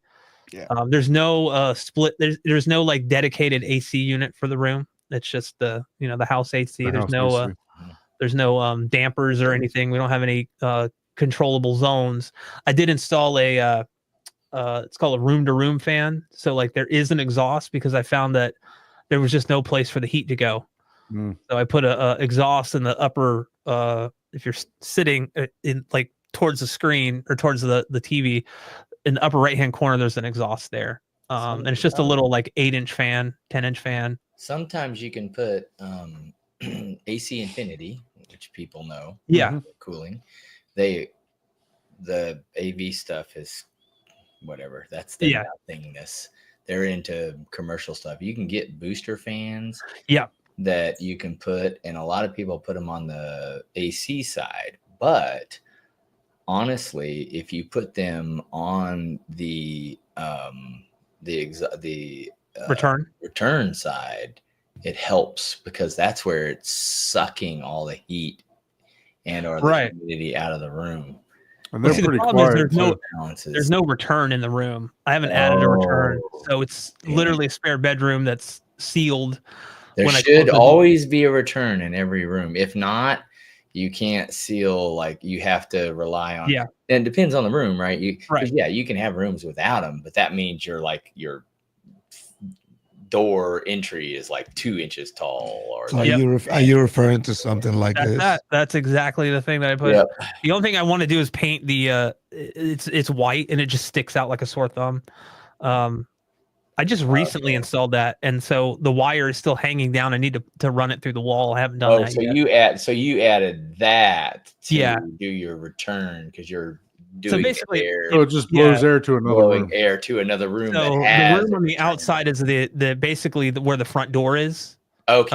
So Or like inside, not outdoors, but like inside. So it's dumping hot air to the outside of the room instead. yeah. So, but I installed it like on the top of the Oh yeah, that upper works. right-hand That corner. works So, too. Yeah. and yeah, honestly, the only thing I want to do is currently the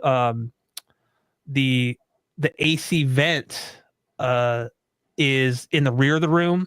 I think at like moving it to the front of the room would be beneficial. So we get that kind of like at least a little bit of like it's pulling the air through the room. Yeah. So I that's wonder if you one can on do it in the opposite side. ceiling so it just pulls it into the attic. The heat, if it dumps, if it like mean, put it on the maybe. ceiling so it can dump. Because I'm looking at my room. Do you too, have there's- a? Yeah. Do you have? Is yours a 2-story house or a 1-story house? It's a 1-story. Brad, 1 story. 1-story. Yeah. Yeah. So I have space between the drop ceiling and the roof, like the actual ceiling. Mhm. But I don't know. I will say that if it's a 1-story, and usually in Florida, you have the soffits right in Florida for your attic to be able to breathe. Yeah. So Yeah. if you just cut a hole and you install that fan to blow air up in there, you're going to probably pick up some noise from the outside. Yeah. And You I don't know, want to if- do, if- I yeah, don't if want to you- pick up any more noise than I already do because I didn't rip the drywall out or anything like that and put in, Plus, you got to be Rock- really careful when it comes to doing stuff like that because you got to remember, especially in an area like Florida, right? Because it's Yeah. what a lot of people don't think of is like your attic is like super hot, right? Ideally, whatever the outside temperature is, that's what your attic is. That's like the perfect attic, Mhm. right? Yeah. Or But hotter. It's more Your hotter. inside may be 80 or whatever. If you're blowing that air into a zone that's 105 degrees, that's going to create moisture. So you can't just blow air into the open attic area because that can create a lot of moisture. And the only reason I say that is just like Yeah. a lot of people are like, oh, just do this. It's like, no, you got to be careful when you're doing that because differences in talk to a professional. Basically, right? that's my point. It's like Don't DIY. I don't DIY don't electricity just or assume, HVAC. oh yeah, I'm exiting the hot air. Yeah. It's like no. You may think it's hot because it's 85 in your room, but when it's Yeah. 105 in your attic, that's cold air you're blowing. Yeah. And that Right, creates a right. rain, literally rain. Yeah, because you're blowing cold, the air conditioned air up there. So this is what I Relative. used in between my floors. So Oh yeah. I have okay. one. Yeah, I yeah, have yeah. one of these, and this is actually a muffler. Oh, So- that's Also, it deadens the sound. Yeah, so it'll see, deaden this the is what they're sound. actually known for. Is actually Right. Grow kits. Yep. That's where they're making the money. All this rack So stuff. so like I that, have like 2 of the- these. I have one in my that I'm going to be putting in my rack closet, and then I put this one. I made the vent come down right where the projector inside the projector box.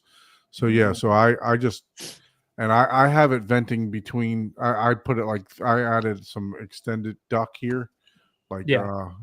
to be able to where is it at? AV cooling. No. But anyway, I added a long piece of duct and I just ran it through the second and first story, to get the air out of there. So Yeah. but these are what, like Paul said, they're known for. I actually called AC Infinity and spoke to them about, that I wanted something with very, very low noise floor and Mhm. stuff like that. So I can hear it a little bit, but I'll be honest with you. When I put the projector up there, it stays about 86 degrees. So it's not getting cold.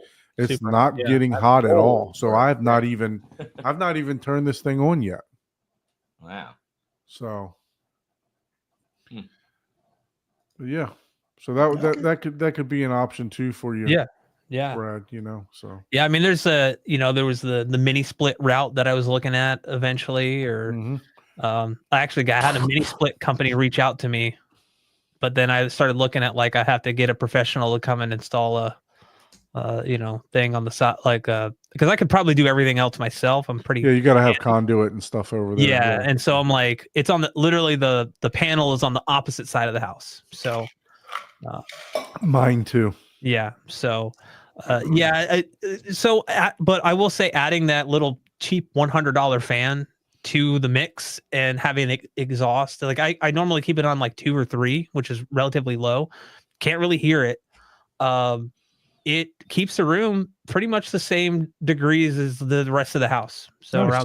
we try to keep everything around 76, and then really hot summer months, we turn up to 78. Are you still using Taurus's old Denon that you've Yeah. got from him? Yep. That thing is like a cooktop. It is. So yeah. I know for a fact because I have a 6300 and I think you got the same model. Right? Well, yeah, I'm just only running the height channels off of it now, and it's still like a freaking it just you cook an egg on that thing. Mhm. It's hot. It's there and bakes. Yep. Yeah, and so now these new Theatris in ceilings that I'm installing, they're I think they're more sensitive, I think, but they're 4 ohm instead of 8 ohm, so they got a little more, take a little more ohmage. But yeah, so we'll see. But like I said, just the top, just those I think will be fine. But having the separate amp for everything else, the amp never even gets hot, which I'm really surprised about. But I really think that moving the vent to the front and maybe getting one of those boosters, to kind of push a little more air out of that vent, or maybe even split it off and go to 2 and have 2. I don't know. This is all stuff that I thought about, but I'm just I really don't want to spend the money, right? And take the weekend to do it, or because if I film it, as you guys know, if you've ever filmed anything, it takes at least 2 to 3 times longer than it would if you were just to do it. Yep. Yeah. So yeah, that's what I was getting really. I feel your pain and frustration, Don, with just wanting to get it done, because I wanted to get everything done. My goal was to get everything done before we moved in. That quickly went out the window because I was like, there's just no way. I'm I'm out of shape. I'm not I'm not 20 anymore where I could just, go all day and all night with little sleep. And yeah, I was just really beat myself up. And then we had to move everything. So it was okay. We moved 50 miles away from where we were. So it was we would piecemeal stuff for a little while, and then we rent a big U-Haul and get everything. But it was right. Yeah. And so once we were in though, and I was able to kind of wake up every day and go work on it, it was okay. Because there would be days I ran up, I drove up here. I'm like, crap, I forgot the camera batteries. That's not going to work. Right. I'm like, okay, I'm going to do a little bit and then I'll talk about it and we'll see. Right. Yeah. I took a bunch of pictures. So one day I'll just jump on a live and we'll just go through what I did here, what I did there, and stuff like that. I wanted to film it. I watched my home theater, Chris, document his whole journey, and I was like, man, I want to do that, but you get in there. I have such limited time. It was I just want to get. You have to keep moving done. the camera, making sure your mic is working, and making sure you didn't curse in French, No, in Spanish. Dude, I can make a whole documentary off of me just cussing whenever I'm doing something that'd be a 2-hour segment. Right you there. have a blooper section just of that, right? Damn, what? Yeah, that's what happened to my Star Ceiling video, and I just left it. You just didn't go forward. There was no point editing it because it would have just been a bleep, bleep, bleep, bleep, bleep, bleep, bleep. Yeah, I'd have just you could have just played music in the background and cut all the audio out and just have you doing it. Yeah. I think Go ahead. But I think we can get to a tour. Oh, you want to do a tour? Yeah. Let's do it. Let's see what this progress was about. Let's see it so all. that everyone doesn't fall asleep on us. I'm already asleep, so mentally. You know? Yeah, I'll I go. had a shot of espresso martini, so yeah. It's the I'm- same thing as espresso, just with a Right, little right, extra- isn't it? Yeah, you tell Paul's feeling good over there, Yeah, and I'm his face trying. gets redder and redder. The higher his blood pressure gets. It's That so, is so Paul has absolutely got true. this new system set up for time, so you'll see his lights changing in the background and Yeah, stuff like that. yeah. So The lights will start changing, saying, Oh. "Hey, dudes, it's been an hour already. Come on I thought it was now." just like I thought it was a mood ring or something. Like Yeah, it well, changes it based is. on Paul's It's a, mood. it's a. Come on, guys. Yeah, It's come on, just let's his move it on. favorite toy. I'll try to be concise for you, Paul. I'll try to just keep it I very mean, brief. Like these got some, speakers I are got good. some age on me, man. Not much. Not much. No. Man, we used to stay up till 3 a.m. talking on another show. So That is true. Don't That tell was- me. God, it's been that long, man. Holy crap. Yeah, it's that. Yeah, long. I'll like pop over to the 6, theater 7 room with my years phone. ago. And, Awesome. Thank you. Okay. Thank you guys While you're tour. switching, I'm going to empty one of my beers. There you go. Okay. Yeah, I'll let Ike do, or whoever's controlling the thing. You can remove We'll mute you. Yeah. remove me from this. So while you're doing that, Ike, what do you got upcoming? You got anything upcoming to review or any videos coming out that we can look forward to? Yeah, I think I should have what was supposed to be my, you know how at the start of the year everyone puts out a tour video of the home theater. Mm-hmm. So mine is coming at the end of the first quarter of the year. But yes, I should have that probably by the weekend. Oh, nice. So my editor took quite some time to edit that. So yeah, should have that ready by the weekend, and then I should Look have a at you couple of getting other big time. videos. Did I hear you say my editor? I had somebody edit this one because it was such a large video. Okay. So I don't have a full-time editor type stuff. No, it's just I had to reach out to someone just to be able to do it. And yeah, and I should have, a bunch of other videos. Let me add Brad to the stage and Keep talking. remove Can the you hear other me? one. Yeah, we can hear you. Yes, Okay, we can perfect. hear you. Perfect. And then, yeah, I should have a couple of videos. I'm probably going to be making some subwoofer changes. Yeah. So Okay. that I should heard be you a say fun that you were going to be adding subwoofers. Yeah, I should be adding subwoofers Okay. Very nice. and trying to, maybe I'm getting pulled into the whole bass thing, right? So Uh-oh. Yeah. The That base world. That might have to be an off of air talk, because I know, right? that's something that I didn't hear about. Right. Yeah, but yeah, Brad, we got you a full screen. Uh-oh. Oh, We just lost. I hit the button. Sorry. There we Okay. go. There we go. I didn't know how. So okay, I'm full screen. So yeah, where to start? I guess front soundstage is I'm trying to be like Abe here. So over here is up. No, I'm just kidding. So front sound just made everybody on the live stream vomit. So yeah, front soundstage right up here. So we have the LG C1 OLED. That's a 77-inch on Nice. a. Can't remember the. Uh-oh. Ike's full screen now. There we go. Sorry if my video quality is a little spotty in here. I don't know the dead spot in here. I need to get an extender. There we go. Went a little better there. So yeah, the LG 77 C1 on a I think it's a Fit UI stand. It's got like a solid piece of iron. Okay. I think so. It's very very heavy, not going to go anywhere.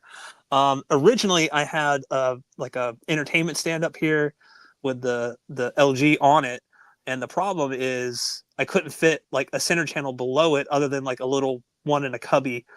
And so when I started working with Aperion, and they were like, "Hey, we want to send you 3 of these," I'm like, I need to do something.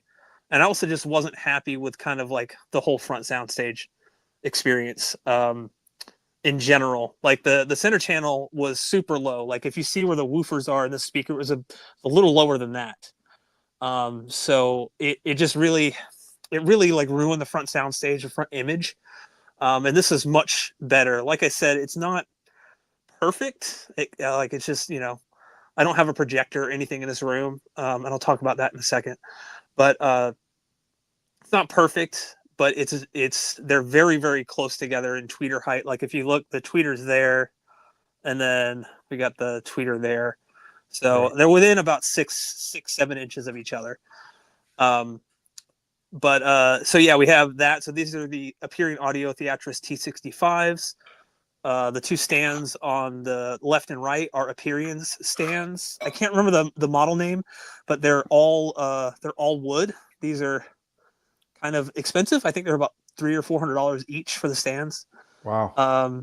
But they're meant to compete with kind of like what Bowers and Wilkins offers, Focal, things like that. So in relative terms, they're kind of inexpensive if you're searching or looking for those. And it looks like they have adjustable feet on them and stuff, or spikes. Yeah. So down here on the floor, we have some like floor spikes. They come with a bunch of different ones. In my video, you can actually see the different variations that you can put on the bottom. I don't know that they're adjustable. I wouldn't want to put like a super heavy speaker on them if you're gonna like twist them up. But yeah, and then for the center channel, this is actually I don't know what the brand is. I got it off of Amazon. Note, I don't know. But it was a height adjustable, which was important because I wanted something that could support the weight. I think it supports up to 75 pounds, but it could be raised or lower. So if I get another center channel that's slightly smaller, I can raise it up higher. If I get one that's a little bit bigger, I can bring it down. So I can kind of keep the same level there. So I guess we'll just go through the speakers really quick. So basically T65s all in the front. These are all ported. On the side surrounds and back surrounds. So we have the left surround there, and right behind me, the right surround here. This is the T65 Slim from Aperion Audio. See the nice Those look AMT nice. They're on walls. on walls. Yep. So Nice. they actually come with their own low profile wall mount. It's gonna be, I don't know if you'll be able to see it behind there, but they're very secure on the wall, very flush. They even have like little feet that you put on the bottom, so they, there's not just hanging there. Right. And then for the side, or I'm sorry, for the rear surrounds, we have same ones, T65 Slims.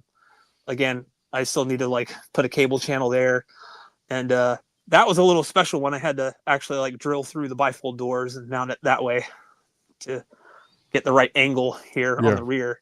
And these are all my homemade acoustic panels, which I'll talk about in a moment. And then for the subs in the back, I have two.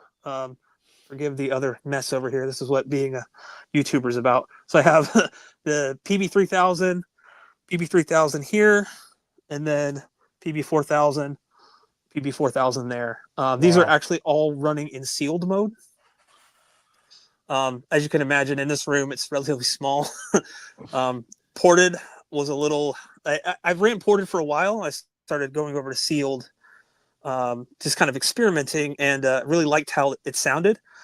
So I'm thinking of. I am going to be sending these back at some point because they discontinued them. These were all on long-term loan from SVS, so I didn't actually pay for these. So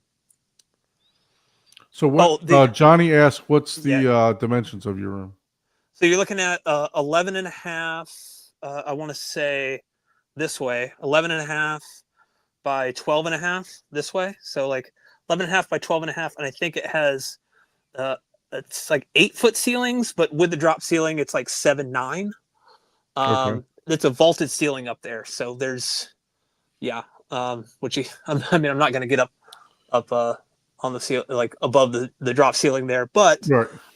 But yeah, so I wanted to have enough space to be able to like get up there with a ladder and work on like speakers or anything else. So It makes it easy for running wires and stuff too. It does. These are also acoustic panels that I made for like above the seating position. I originally planned to make some for the front here, but I just ran out of material and budget.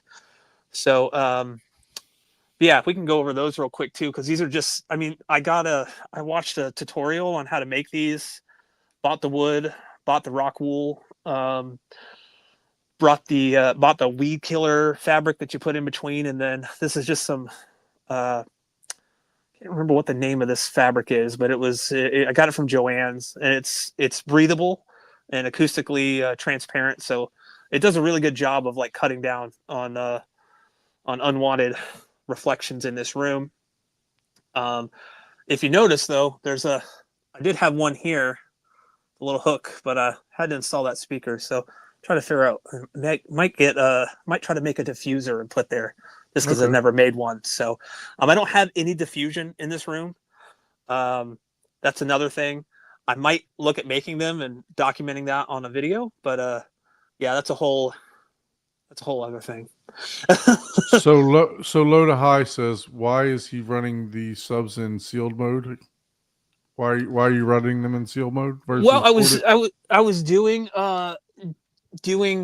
some tests and some experiments, and basically I found that sealed mode got me more linear.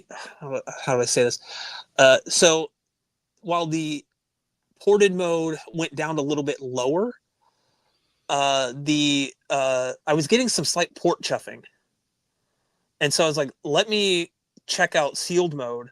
And because I'm running 4 in such a small room, I was able to actually get more extension by bringing the bass up a little bit on the low end. And so once I did that, I kind of never went back. It's something that's not talked about a lot. With these subs that have like the DSP where you could switch over to sealed mode and plug them, it does change the timing of them slightly, so they arrive a bit sooner. And that really helps when you have something like a mini DSP, because the mini DSP is going to add latency to your subs, and you're never going to get them perfectly aligned with your mains in the time domain. So by doing that, I've actually been able to bring them closer to what the mains are and get better integration with my front 3. Now, if I didn't have a mini DSP in the system, it really wouldn't matter. But because I do, that kind of made it just made the integration better. And I found that like, I just preferred the overall sound of sealed instead of ported in this room. Now, when we lived in our other house, it was a big open area, and I needed all the output I could get, especially in the lower end, because like I was competing. It was like an open kitchen, and it just led to the front room and everything. So I needed, any ported sub would outperform sealed heads and tails, every day, or like heads over tails every day. In here, I just noticed that like sealed, just seems to perform better, and it also doesn't. Again, the port chuffing, and it's not really there. And I was noticing, like, because I was moving so much air with the ports, that my door was vibrating, because it would really pressurize this room, and especially because it was sealed and there was no way for the air to escape. Yeah, I mean, look, the 4000s and the 3000s, they're probably way more than what you need in there, right? So, oh yeah, those are some pretty beefy subwoofers. I'm sure you're getting plenty of tactile, especially with where they're positioned and everything else too. So, especially this is my seat here, and so I have one here, so I'm getting a near field experience from this one, and it's definitely even that seat over there. That's where my wife normally sits.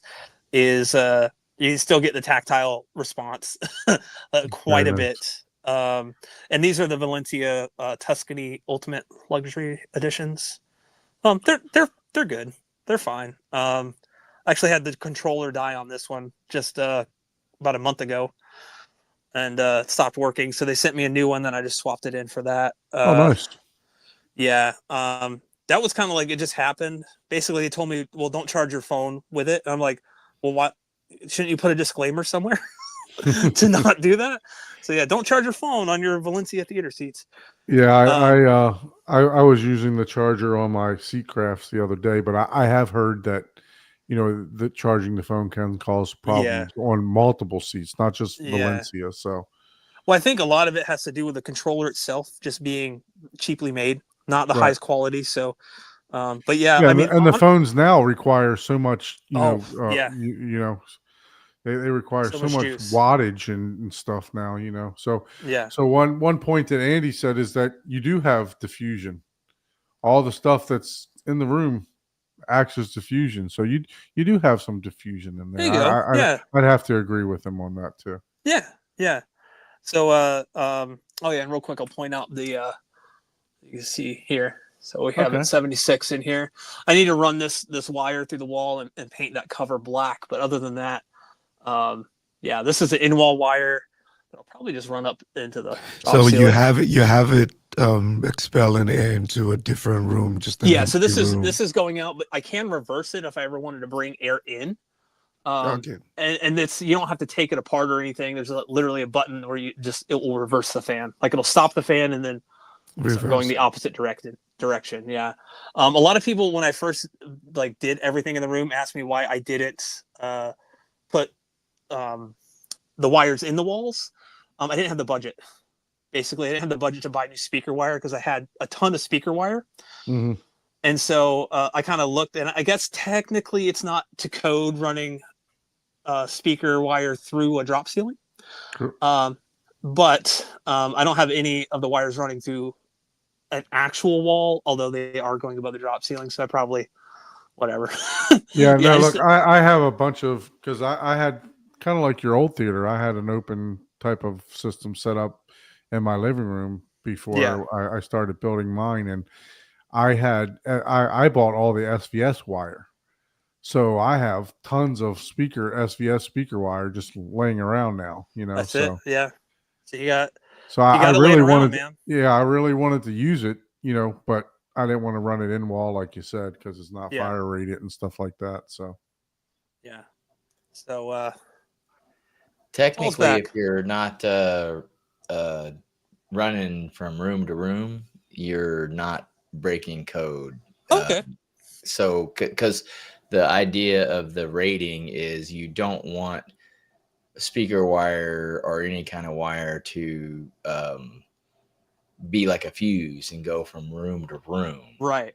So, and since you have drywall above that, Yeah. probably, and then you have a drywall drop ceiling Mm-hmm. below that, you're still in code if you're running wire within that, because that's no different than you running it on the floor in that case. So technically, right. you're still within code. Okay. And so it's So- once you start running it in the walls, like inside of the other drywalls and stuff like that, that would definitely break your standard code. Right. So what are you using for your media player? Oh, so here, let me swap this back around. I can't talk right now. What is talking? So, here, we'll start on this rack over here. These are, real quick, the racks themselves are, I don't know, I think they were like $100 on Amazon. I just got 2 of them. You could see my vapor barrier back there with cardboard. Just hide that so nobody can see it. So basically, I have the Arvolution Player One 8K. There's a 10 terabyte drive in there. It's kind of where I just store all my local movies. I don't have them on my NAS right now. Okay. And then the LG, I forget the model number of the Blu-ray player. I think it's a UP970, I want to say. right. And then we have the Apple TV 4K. I just find that when I'm watching, like, I don't know, Disney Plus or Apple TV or something, using that versus the internal apps just works better. Yep. More consistent. Absolutely. And you notice I have a little piece of gaff tape on the light there on the front, so it doesn't. When this room is completely light controlled, so when the lights are off, it's completely dark in here, and any little thing is going to light up the room. The only thing I haven't done yet is if you notice, I got the mini DSP right here with some Velcro. I need to put a light or a piece of tape on that because it does light up the whole bottom here with blue when we're watching a movie or something. So. And then going down the thing here, we have the Denon X6300H. I'm routing, I think, these 3 things through there and the switch over here. Everything else is going directly to the TV. And then I'm using an eARC extender, or not extender, an eARC extractor, because this receiver doesn't support eARC.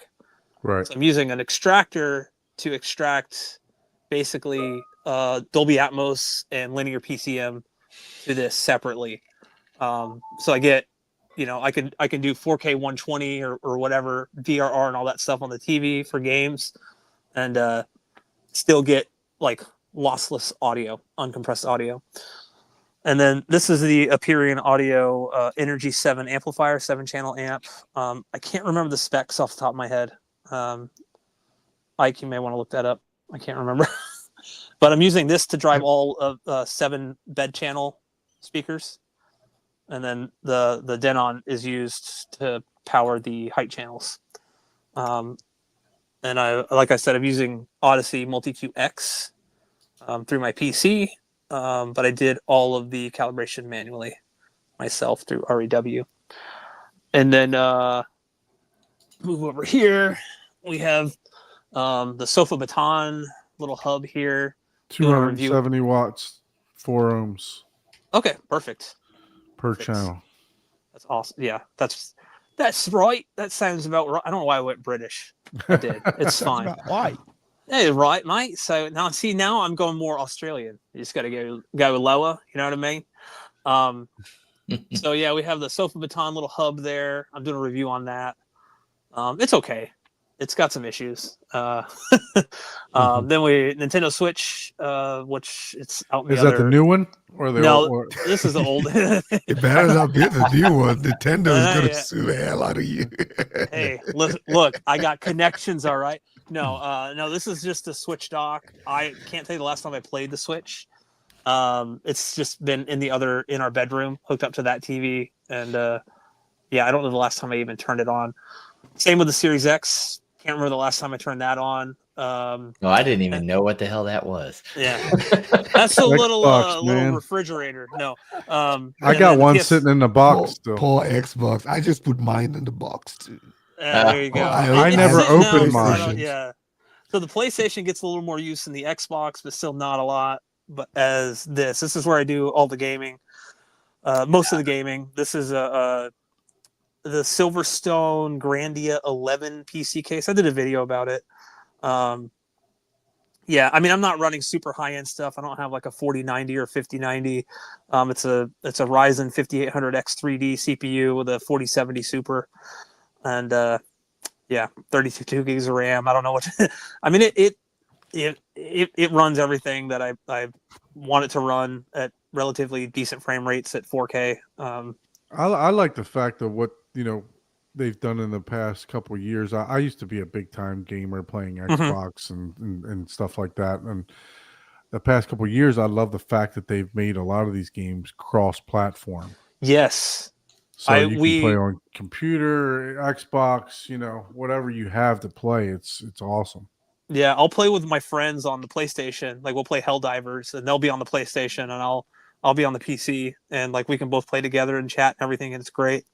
One thing I did like about this case, and one of the reasons I got it is it has a fully like mesh front panel, and it also supports a 240 millimeter liquid cooler. So I'm using both, using a 240 millimeter liquid cooler. I basically kind of built the fans. I put the fans in to kind of promote a positive airflow, a positive pressure system, so it keeps dust out. So basically, most of the fans are intake except for the rear exhaust fans. So it kind of keeps things nice and cool in there and quiet, which is great. Other than that, I'm trying to think. We talked about the acoustic panels. So Andy asked, is that a 8500? That's a 6300 each is what that is. Yeah. Let's get it here. And these are, I'll mention these two. These are the little Sofa Baton IR extenders. With the hub back here, I don't really get great reception here to try to turn things on and off. So I just found that that was the best place for those little IR repeaters to go. And I know you got the new Atmos, but what are you currently running for that? Oh, yeah, thank you. So these are actually the Aperion Audio Clearest 6Cs. They are angled, and you can also aim the tweeter. So I have them kind of aimed based on Stephen Smith, Home Theater Gurus, what he kind of recommended I do, which is basically I got the angle right on them relative to the fronts, so they're not, don't use Adobe Atmos Guide. That's like the biggest biggest thing was like, don't do that. Don't put them in line with the mains. But yeah, I have them basically, they're aimed at the opposite seat. So this one's aimed at the right seat. This one's aimed at the left seat.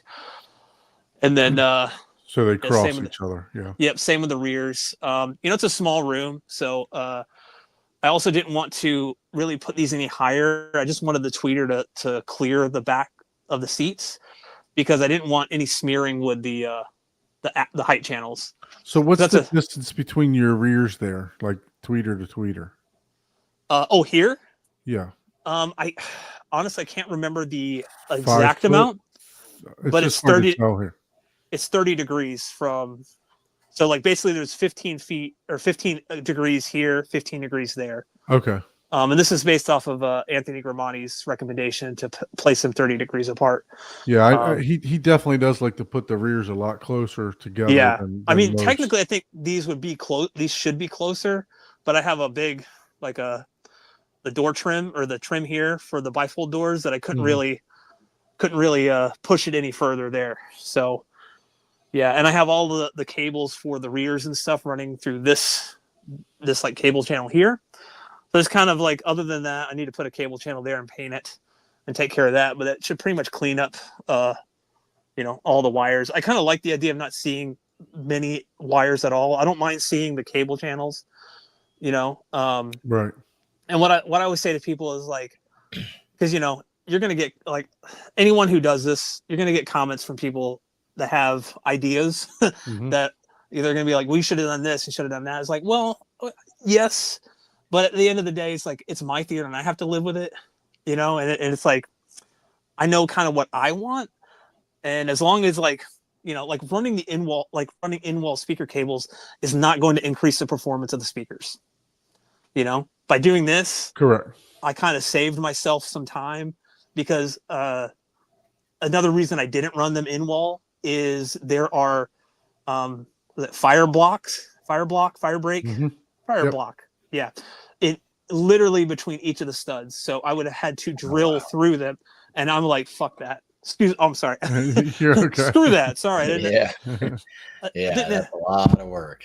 Yeah. So I just decided to do that. I do have we have a little Wi-Fi thermostat that not a little Wi-Fi thermostat. Let me flip it around. So this is just a Honeywell like sensor, so I can actually look on my phone and see what it reports that the theater room is. And then at some point, what's funny is like this switch is actually not hooked up to anything. So I do want to get like maybe some RGB can lights or something and put in here just to have a little bit more light and be able to control, kind of the mood. They make those little disc lights now that they're really nice. I put 6 of them in my theater, and fairly inexpensive. It's I got mine are Luminary, and the app works great, so I can highly recommend them to you. And I think like a pack of 2 was only like $30-$40, something like that. So it wasn't. At least that's when I bought them a while back. So Yeah, Home Depot has some too. Yeah. I used the check ones them out from because Home Depot. I'll have to run the Romex or whatever up in the drops, which isn't a big deal. I can do like stuff like I'm not like an electrician, but I can wire some stuff. I could swap a breaker out in the panel. That's not a big deal. Yeah, they actually come with like a little rectangle box that you little transformer box. Just correct, plug it into the box and put it inside. Yep. So yeah, I'll touch on real quick because I talked about I don't have a projector in here. The room's pretty small, and there are options for smaller rooms. However, the biggest way I consume content is I play games, and with gaming, it's really hard to find a good projector on a budget that does 4K 120 with variable refresh rate, all that stuff, which for me is like a requirement. Once you kind of get used to gaming past 60 frames per second, it's really hard to go back. I mean, if I were you with the size of your room, I think I would probably go 98 and be done with it. You know what I mean? Yeah. And that if the budget allowed it, I think that's honestly where I would end up and be super happy with it. Yeah, the biggest issue I think with that would be the fronts. Like, where am I going to put the fronts? Yeah, you'd have to raise the screen up. Yep. Yeah, and that's it's like, okay, I think in its current form here, let me see if I can go ultra wide. So like in its current form, this is a 77. I could probably squeeze an 83 in there Right. and not have to move the fronts. See, the fronts are about as wide as I want them to be. I wouldn't want really for them to go wider. Yeah. So I think doing that would be a great. The other option would be to, get rid of this stuff, put it in a rack in the back closet or something, and like ventilate it, or like get some ventilation to get all the hot air out of there, and then do some type of, you could do like an ultra short throw or something. But again, getting the performance I want out of the projector is important. Like I want to do 4K 120 Right. VRR. That's like, I don't play competitive games, but like that's like something I want. Just like I want to, if I'm going to buy a TV, I want a TV that supports Dolby Vision just because I want that. Yep. I'm not saying that everybody needs that, but that's what I want. So, yeah, I think that, eventually we'll get there with projectors, but then again, I don't know, like I've said to people before that, is it possible that eventually projectors will just kind of, as technology progresses, will projectors eventually go away? Who knows? Like Right. in 20, 30, 40 years, we'll just have big LED walls. I think they will just adapt. Projectors will Yeah. adapt. The they're going to companies have will to. adapt. Yeah. Yeah. Yeah. If Yeah, you guys no. are cool with it, I'll go back into the office. And Yeah, that way- absolutely. Yeah. Yeah, Thank so that you way for I'm the not tour. holding this my phone with my hand shaking like this. No, Yeah, you're that's fine. good. So I'll be right back. No problem. And Ike, you're full screen. Yeah. Nothing wrong with Are you that. tired of seeing my face? Absolutely not. I Alright. can go another 2 hours. We can continue on. No. Paul's over here about to fall asleep. no. Yeah, I'm creating backup folders right now. Yeah, that's a fantastic theater that you got there. Yeah, I that's really enjoy looking at other people's theaters and not necessarily picking their brain, but seeing their ideas on how to go about stuff. You know, I like the looks of those Aperia and the on walls. They kind of look flush. They just look really good. I didn't think they would look that good, like the on wall speakers. so But it's almost like they are not there. are the on walls? Are they the same dimensions as the monitors that are up front? Yeah. The only thing is, well, Not the depth. the depth is yeah, you're right. So they are, I believe, at least I can look on the site too. I think they're at least within a half an inch. Okay. But they have the same exact drivers, same exact mid-range drivers with the 50 millimeter voice coil on both. Yeah. Same tweeter. The only difference is they're not ported. But they do have the same jumpers on the back that you can adjust the frequency response if you are putting them behind like an acoustically transparent screen. Yeah. Kind of bring the highs up a little bit. And I think they do. A lot of people actually, I've been told at least, they'll get the on walls like that and actually put them in a wall. Yeah, Right. because I was So- just about to ask if it's possible. Because Yeah. I think at the back they have like those French cleats, and I was Yep. wondering if there was a way to. You might need to build a frame inside just to sit Yeah, them in the yeah. wall, because they don't have dog ears for you to. I don't think they have dog. Right. They ears. don't. They don't have dog ears on those. No. They do on all of the other in walls, but Yeah. those you need to build like a cubby hole and And secure just them place some them way. inside, which is similar to what Don already has, right? You have Yeah. cubby holes for your sides. Yeah, and I tell you And they what, just you know, sit I have inside. 0 treatments in my room right now, and I mean, Room Perfect is doing a really good job. I haven't had a chance to measure what my decay time and stuff like that is, but I crossed them over at 80 hertz, and they're rear ported too. The Yeah. Martin Logans are rear ported that I have, and I actually.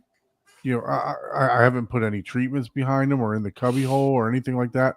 I'm not hearing anything funny out of them at all, but I will, eventually put some treatments behind them, just some rock wool on the sides and back and stuff like that, just to try to absorb anything that would come out of there. But at 80 hertz, there shouldn't be a whole lot coming out of there if I'm cutting them off at 80 Yeah. hertz, so.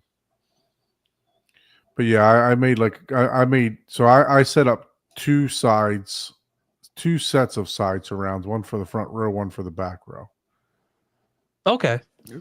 So I have within I can't even talk right now. So Taurus, who you mentioned earlier, he, one of the reasons he sold me the 6300H for a killer deal, might I add, $500, which I was like, okay, yeah. Like, how can I pass this up? I can't. He went to the AVM 70. 70, yeah, I think so. Yeah, but he needed he got some DSPs called the Ashley Protea Matrix DSPs. So he's running a lot more speakers. I think the last time I checked, he has 21 or 22 subs in his room. Yeah, we had him on the show. It might be about 6 months ago, and he had just put in a stack of subs, or he just put in the front SVSs at that point, and then he went back and bought like the stack of subs. Yeah.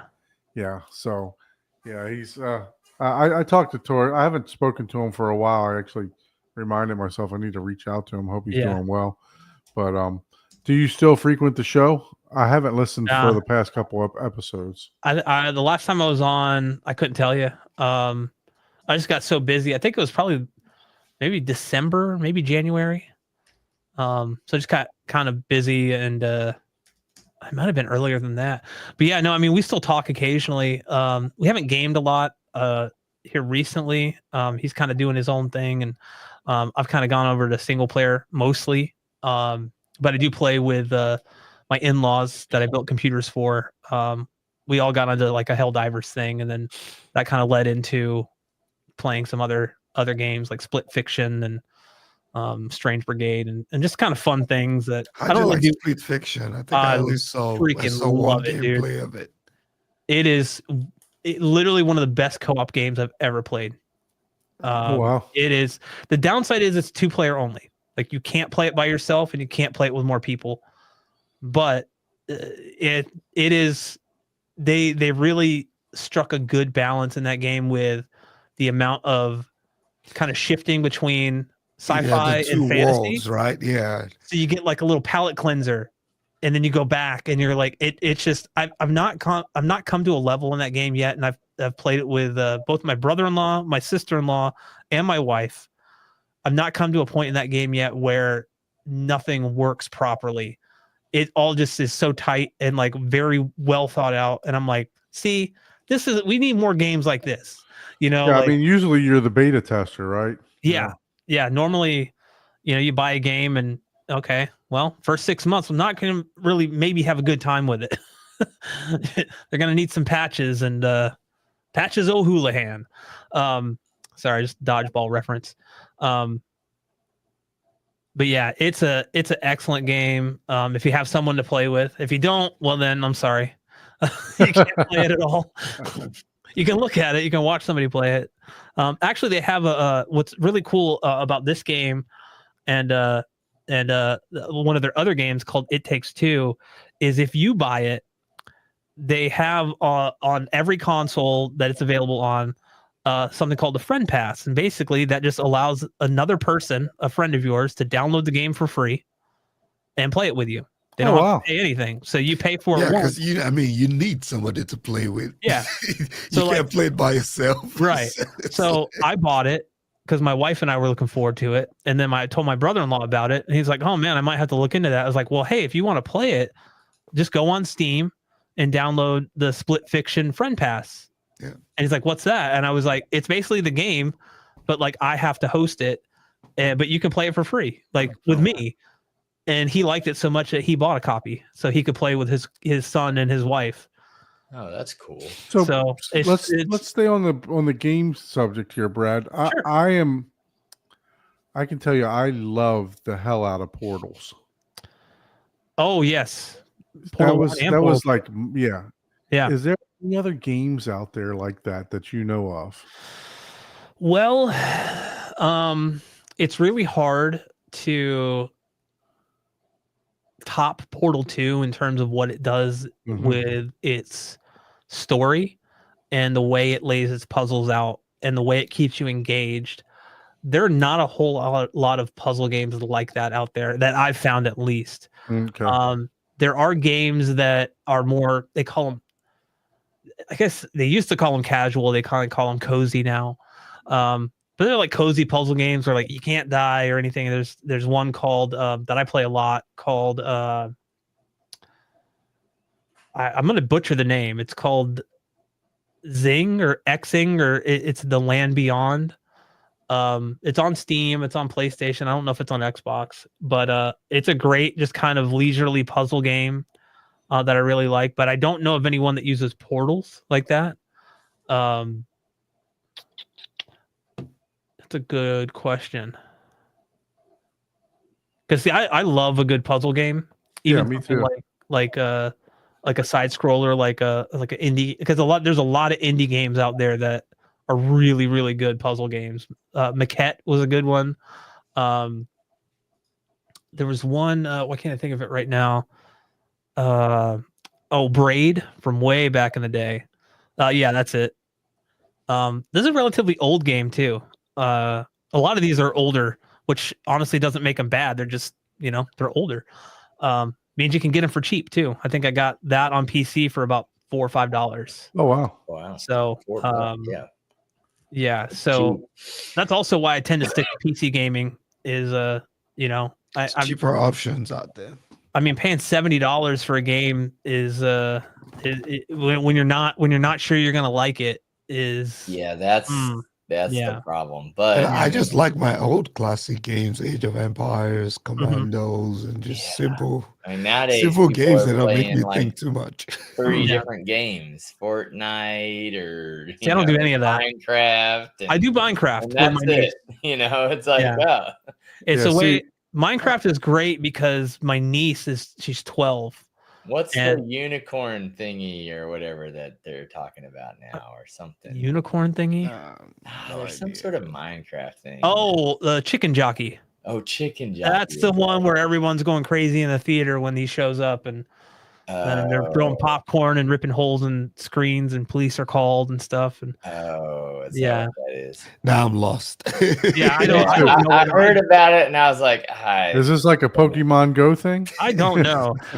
All I know is I played Minecraft since it came out, well before my niece was even born. I just can't get into it. We have such advancement in graphics, right? I know. And then yeah. and then you throw me a bunch of pixelated blocks around, So I just can't. I don't know why. I just can't get into Where's it. your imagination, man? Well, here's Use your what I say to that. imagination. You're supposed to craft. Look, I saw my son watch something the other day. I was Minecraft Paw Patrol, and they Oh my god! Yeah. they actually made the dogs, and I was like, look, I can't even watch this. Yeah, we're in the age of the best graphics that I've ever seen in my life, and we got people are playing this little pixelated block thing, like I'm playing Yeah. Pong. Well, I mean, I think that's a testament to so there's many different ways to play Minecraft. I don't play that way. I like, looking for stuff, or just, it's kind of one of those things where like I can just drop in anytime and go like, oh, I want to go look for diamonds, something like that. That's it's something that me and my niece connect with. And I mean, I don't have kids, so it's a way for me to, just. What about Roblox? Do you play that too? I used to play it with her. I didn't understand it at all at the time. I was like, Roblox is just like a service where games are hosted that are developed by other people. And we played I think we played a game called Adopt Me, where it was just basically like you go around and find pets and stuff. And it was, my kids have an entire lifetime on Roblox. Yeah. I feel like they can just leave there. I usually tease them when they come and say I'm hungry. Yeah. I'm like, don't they serve you food in Roblox? Yeah, right. Serve you food. There? Yeah. Go But no, eat I think to talk about the graphics thing, it's like, yeah, there's so many advancements, and there are mods that you can get to make the game look better or whatever. Okay. But I think the core gameplay is what draws people. Like I can play a game that doesn't have great graphics. I mean, gosh, I mean, it can play like some old games, even like not even that old, like Max Payne, and they are crude by today's standards, but there's something about it. Like I've been replaying through The Last of Us Part 1 remastered, so but still the core gameplay and everything is the same, and that's the 12-year-old game. And if you told me this came out last year, Yeah, but that's a masterpiece, though. it is. It like just the production quality. You don't. That's like a rarity these days, right? Because every game is like, oh, we're gonna put a new Assassin's Creed out every single year, and it's just gonna get worse and worse. Right. But no, to your point though, it's you know, like a lot of people compare Minecraft to Legos, and I always ask, well, what's changed a lot about Legos over the years? Yep. Not a whole lot. I mean, they're Did you just see the they new got Formula new One pieces. racers they have out now? I know, but Those are badass. they are. But the only difference is we now have computers that can figure out where all these little pieces go. And they're like, I want to do this. And they just said, here you go, and let it run. So like, to me, it's like Minecraft is like, it will never, they don't really need to make it look better because people are still going to play it. Oh yeah, Right? I mean, like I could jump on a Galaga or a Contra or something like that, you know, and play. Pac-Man. I mean, Yeah. come on, Yeah, like exactly. you I don't just need. remember I mean, Contra. the new arcades got the new right? Space Invaders. Your lights are off. I know, right? Oh, I thought you were pointing to your lights. No, my ghost. Well, that's lights out. Yeah, no, I was Oh. looking at my ghost. I saw Well, you I had would- a ghost. And I was like, yeah, every gamer has a ghost somewhere. Yep. I mean, come on. I got a Pee-wee's Big Adventure vinyl over here. Oh, Wow. And, we're gonna go see Danny Elfman in a couple months. We're gonna have him sign it. cool. Yeah. So, but no, it's just a way like for me to connect with her. And I was gonna say something else, and I just completely spaced and forgot. Yeah. And that's So what happens at midnight. what's your go-to game? We'll end on a couple last gaming questions. What are you playing right now? What's your go-to game right now? Right now, I am going through The Last of Us Part 1 on PC. I got The Last of Us Part 2. I haven't played through those games since the second one came out. So I've been kind of with the TV show and everything, you know, kind of big. I kind of wanted to getting ready to release, or it A may have new already well, just yeah, released. second season's out. Yeah. So I've been just basically doing that. I was kind of I went back to that because I couldn't really figure out what I wanted to play right now. I wasn't really in the mood for kind of a big RPG where I had to sink, you know, 200 hours into or whatever. I just wanted something that it's that I played through before, but like never played through on PC. So it's kind of a different experience, especially if you're used to playing on a console. Going to a PC, it's kind of, and you have a powerful enough computer, it can be a game changing, no pun intended, experience. Now, do you use a controller or do you use the Yeah. keyboard? Yeah, I'm not a KBM guy. I'm not a keyboard and mouse guy. I'm a controller first, keyboard and mouse only when absolutely necessary for gaming. See, I grew up on Quake, Oh, okay. Keyboard. So yeah, so yeah. I'm a keyboard and mouse keyboard guy. and mouse And that's- guy you know what? through and I love that we're at a point now where we could you could be on a keyboard and mouse and I could play on a controller, Mhm. and I'm still gonna I that's partly why I don't play multiplayer games, especially on PC. I would get wrecked, dude. Like there's no way I can compete with these, you know, 16-year-old British kids that are just wiping the floor with me. You know, like no thanks. That's why I don't play Call of Duty anymore, man. Because I just No. Oh, it was the same. spend more whenever I time went to dying. Joystick, man. I was like, oh man, whenever Halo first came out, we were playing Yeah. LAN I parties. I loved was Halo. like, okay, we got people throwing grenades, exploding themselves up through a hole, and shooting 3 people headshot Yeah. on a joystick. I was like, I could do that with a mouse and keyboard. I cannot. I do not have the dexterity with Yeah. just this one little thing. I was like, Yeah. ah. No, we used to have SOCOM parties. Um, yeah, dude. SOCOM US Navy SEALs. Oh yeah, man, that was Dude, give me that headset. I used to play that every single night. Yep. And I was even into like the glitches and stuff where you could clip into the wall and Mhm. I would kill people and they would get booted, unsportsmanlike Oh conduct, yeah, you know. Halo 2, Halo. Um, one of my favorites that's not mentioned a lot is the what's the one? Rainbow Six. I was gonna say Rainbow Six, Yeah. LVU was- campus, Oh, you yeah, gotta get yeah. on that. Oh yeah, that was yeah. cool. I could jump Ring- back on those yeah. games tomorrow and Grawl, not blink. was it? Ghost Recon Advanced Yeah, Warfighter Raven back in the day, like all Shield. those squad shit. Yeah, Oh the man. old school one, man. That was I- that was one of my favorites on that.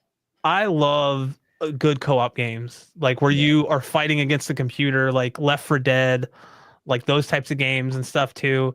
It's just something about like the camaraderie you get, like by banding together and Right. just having fun. And I think that's why, to answer more of the question, is those like the single player games are where I like Last of Us. That's what I'm playing now, but normally at least a few times a week I'm playing Helldivers or Strange Brigade with my in-laws. So we'll get on and play through that, and that's been a lot of fun because these are people up until a year ago I never really talked to a lot, and now Right. we're like the stuff we say we can't talk about here because it's just very it's just like that's what she said, a lot of that kind of Exactly. Exactly. what's crazy is we're all the exact same age. We're within 2 or 3 months of each other. So That's cool that you're Yeah. you're using that platform to reunite with family members and stuff like that. So that's awesome actually, and friends that you may not have talked to for a while also. Yeah. I haven't really played games for a while, for a long time actually. I don't even watch TV hardly at all either. So Yeah. the TV that I consume is Blippi and Paw Patrol and Puppy dog pile.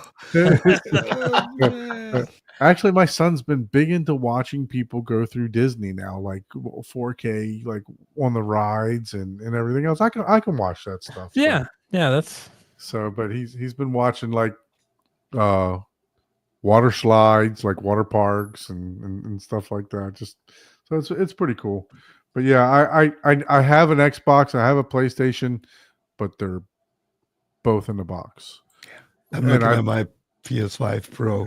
I haven't even turned it on. John And Anthony's the I one. got it I'm on blaming release day. him. John Anthony is the one that told me to go get PlayStation so that we can play golf together.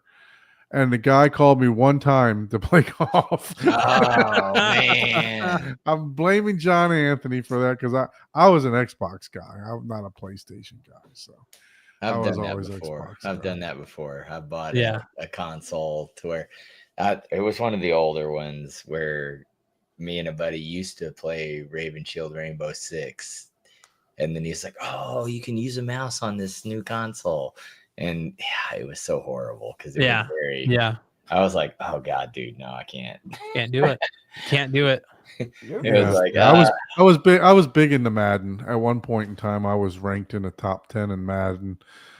This is before they came with the aiming cone and everything else like that. So I really enjoyed playing Madden. Well, you wouldn't know it if I lost, but I did enjoy playing Madden. Oh my God, Ike's! It's time to go, and Ike's bringing out a Stadia. I got this on release day and never opened it. It's still sealed. Oh my God. Yeah. It came the day it came out. I got one. We're gonna blow the dust off of our gaming stuff, and I know we need to do a segment where we play games in the theater. I'll that'd be find my cool. I'll Yeah. find my Sega Genesis and Sega CD and Oh, 32X man, don't that I remind still me have, of that, man. along with my Dreamcast. I was a big Sega Dreamcast guy and growing up. Saturn, Oh, man. Dreamcast. Yeah, Oh, dude. Man, I don't Quick story, never got into that one. My I know buddy we're- got that. I know we're running late for Paul here, but a quick story. I sat on a bunch of GameCube stuff for a while. Like I bought a bunch of stuff when it came out. Didn't really do anything with it. I had a bunch of games, bunch of Dreamcast games, PlayStation 1 games. This is like 2021, height of COVID. And I'm like, I don't know what to do with this. So I started looking some of them up.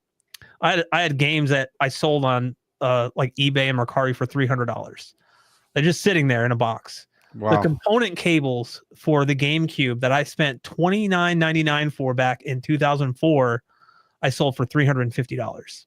Holy cow. And I literally had a guy that I was like, I feel off. I was like, are you sure about this? And he was like, yeah, I'll pay for it. I'll pay for it. And he's like, I've been looking for this forever, and you're literally the cheapest I can find them. They were going for $500-$600. I'm like, I don't feel right. I don't feel right about charging $300 That's for it. crazy. But I still have all mine. Oh my And Yeah. God. maybe one day I I can think they sell will this for look at- $10,000. eh, It's I mean, on the open. It's not maybe. even the seal. The wrap is not even open. It's still. That's- Gosh, you're that's making me something. laugh. That's a Look home at theater. look at purchase right there. the four screw Zelda game. Oh yeah. Yeah, that man. That that's one of the only RPG games that I've ever played all the way through. Is Zelda. Oh, really? I'm not really an a role playing game guy. I'm Yeah. sports and yeah. stuff like that. So I enjoy playing the sports games. And if I want to, this is going to sound bad, but if I want to relax, I want to come home and play some Call of Duty and put a headshot. It's going to sound like I said. It's You going to said sound no. Yeah. You said no. Yeah, It really no, sounds bad. See, here's the problem with that. It's like I can't play against other people. You 'Cause could I'm have just just- said I you want to don't play find that Duck Hunt. enjoyable. So I would rather play against the computer, and it's like you're playing through some of the same games, like The Last of Us, for instance. I'm normally one of those guys. I sneak around and I only fight when I have to. This time around, I'm like, screw it. Like I'm gonna try to just break this AI, Right. and it's amazing what you can do in that game when you're like really focused. And you're like, okay, I'm gonna lure them over here and then go behind them and then just destroy all of them. Yeah. And I'm like, I'll see videos of people doing that, like on YouTube Shorts or whatever. You And I'm remember like- Splinter Cell? Where Oh you had my to God, sneak yes. around? Yeah. that Yeah, was- see, Yeah. I'm an old school gamer. You see, Yeah. I wish we I could mean, get a Splinter remix. of Cell, that. old school. What are you talking Yeah. about? That's not old. not that old, playing but- games in the 80s. Yeah, like oh, Really it's good. so old. It was like 92. Like, dude, Andy and my cats is talking about Atari. I was like, yep. Yeah. I rolled the score on Atari Asteroids. Like that was I used to love that game. Yeah. I sucked at Pitfall, Well, but I always played Pitfall. we were over at our in-laws house because we were babysitting their kids, and they have two kids, and my 12-year-old nephew was playing Mario 64 on the Switch. I'm like watching him, and I'm like, dude, when this came out, I was like, these graphics are amazing. it. Yep. These are so good. And he's like laughing at me. He's like, these are terrible. I'm like, yeah, but at the time, dude, this was like 95 or something. I was like, at the time, this was revolutionary. It's a fully 3D environment you could walk around in. And Well, the all- thing is, the thing about it is though that the retro tink, I'm sure you've heard of that. yes, Man, any of those older games are not made. They were designed and made CRTs. Yeah. for CRTs with the built-in anti-aliasing with the scan lines. Yep. And it made the graphics look a So much good better. 30% better. And now when you play it on the standard screen, Yeah. I mean, it just looks totally different. I thought about reaching out to see if I could maybe get like like some type of retro tank thing, because I'm not a huge retro gamer. So spending, I still have my Nintendo Wii. That's the only system, the original. Yeah. That's the only one I have connected up to my projector system. And I have people come over and we'll play the old school tennis and Wii Sports, there you go, man. stuff like that. That's Bowling. it. That's the only system I have. Got a strike. Yeah. Yeah. That's it. That's it. Well, guys, let's go ahead and try to wrap this thing up here. So, those of you that haven't subscribed to Brad's channel yet, make sure you head over to Home Theater Gamer and give him a subscribe. Watch some of his videos. Give him some likes. And if you haven't subscribed to our channel yet, make sure that you please subscribe, like, share the video and all that. And one last thing, if you'd like to be a guest on the show, please send us an email to hometheaterhublive@gmail.com.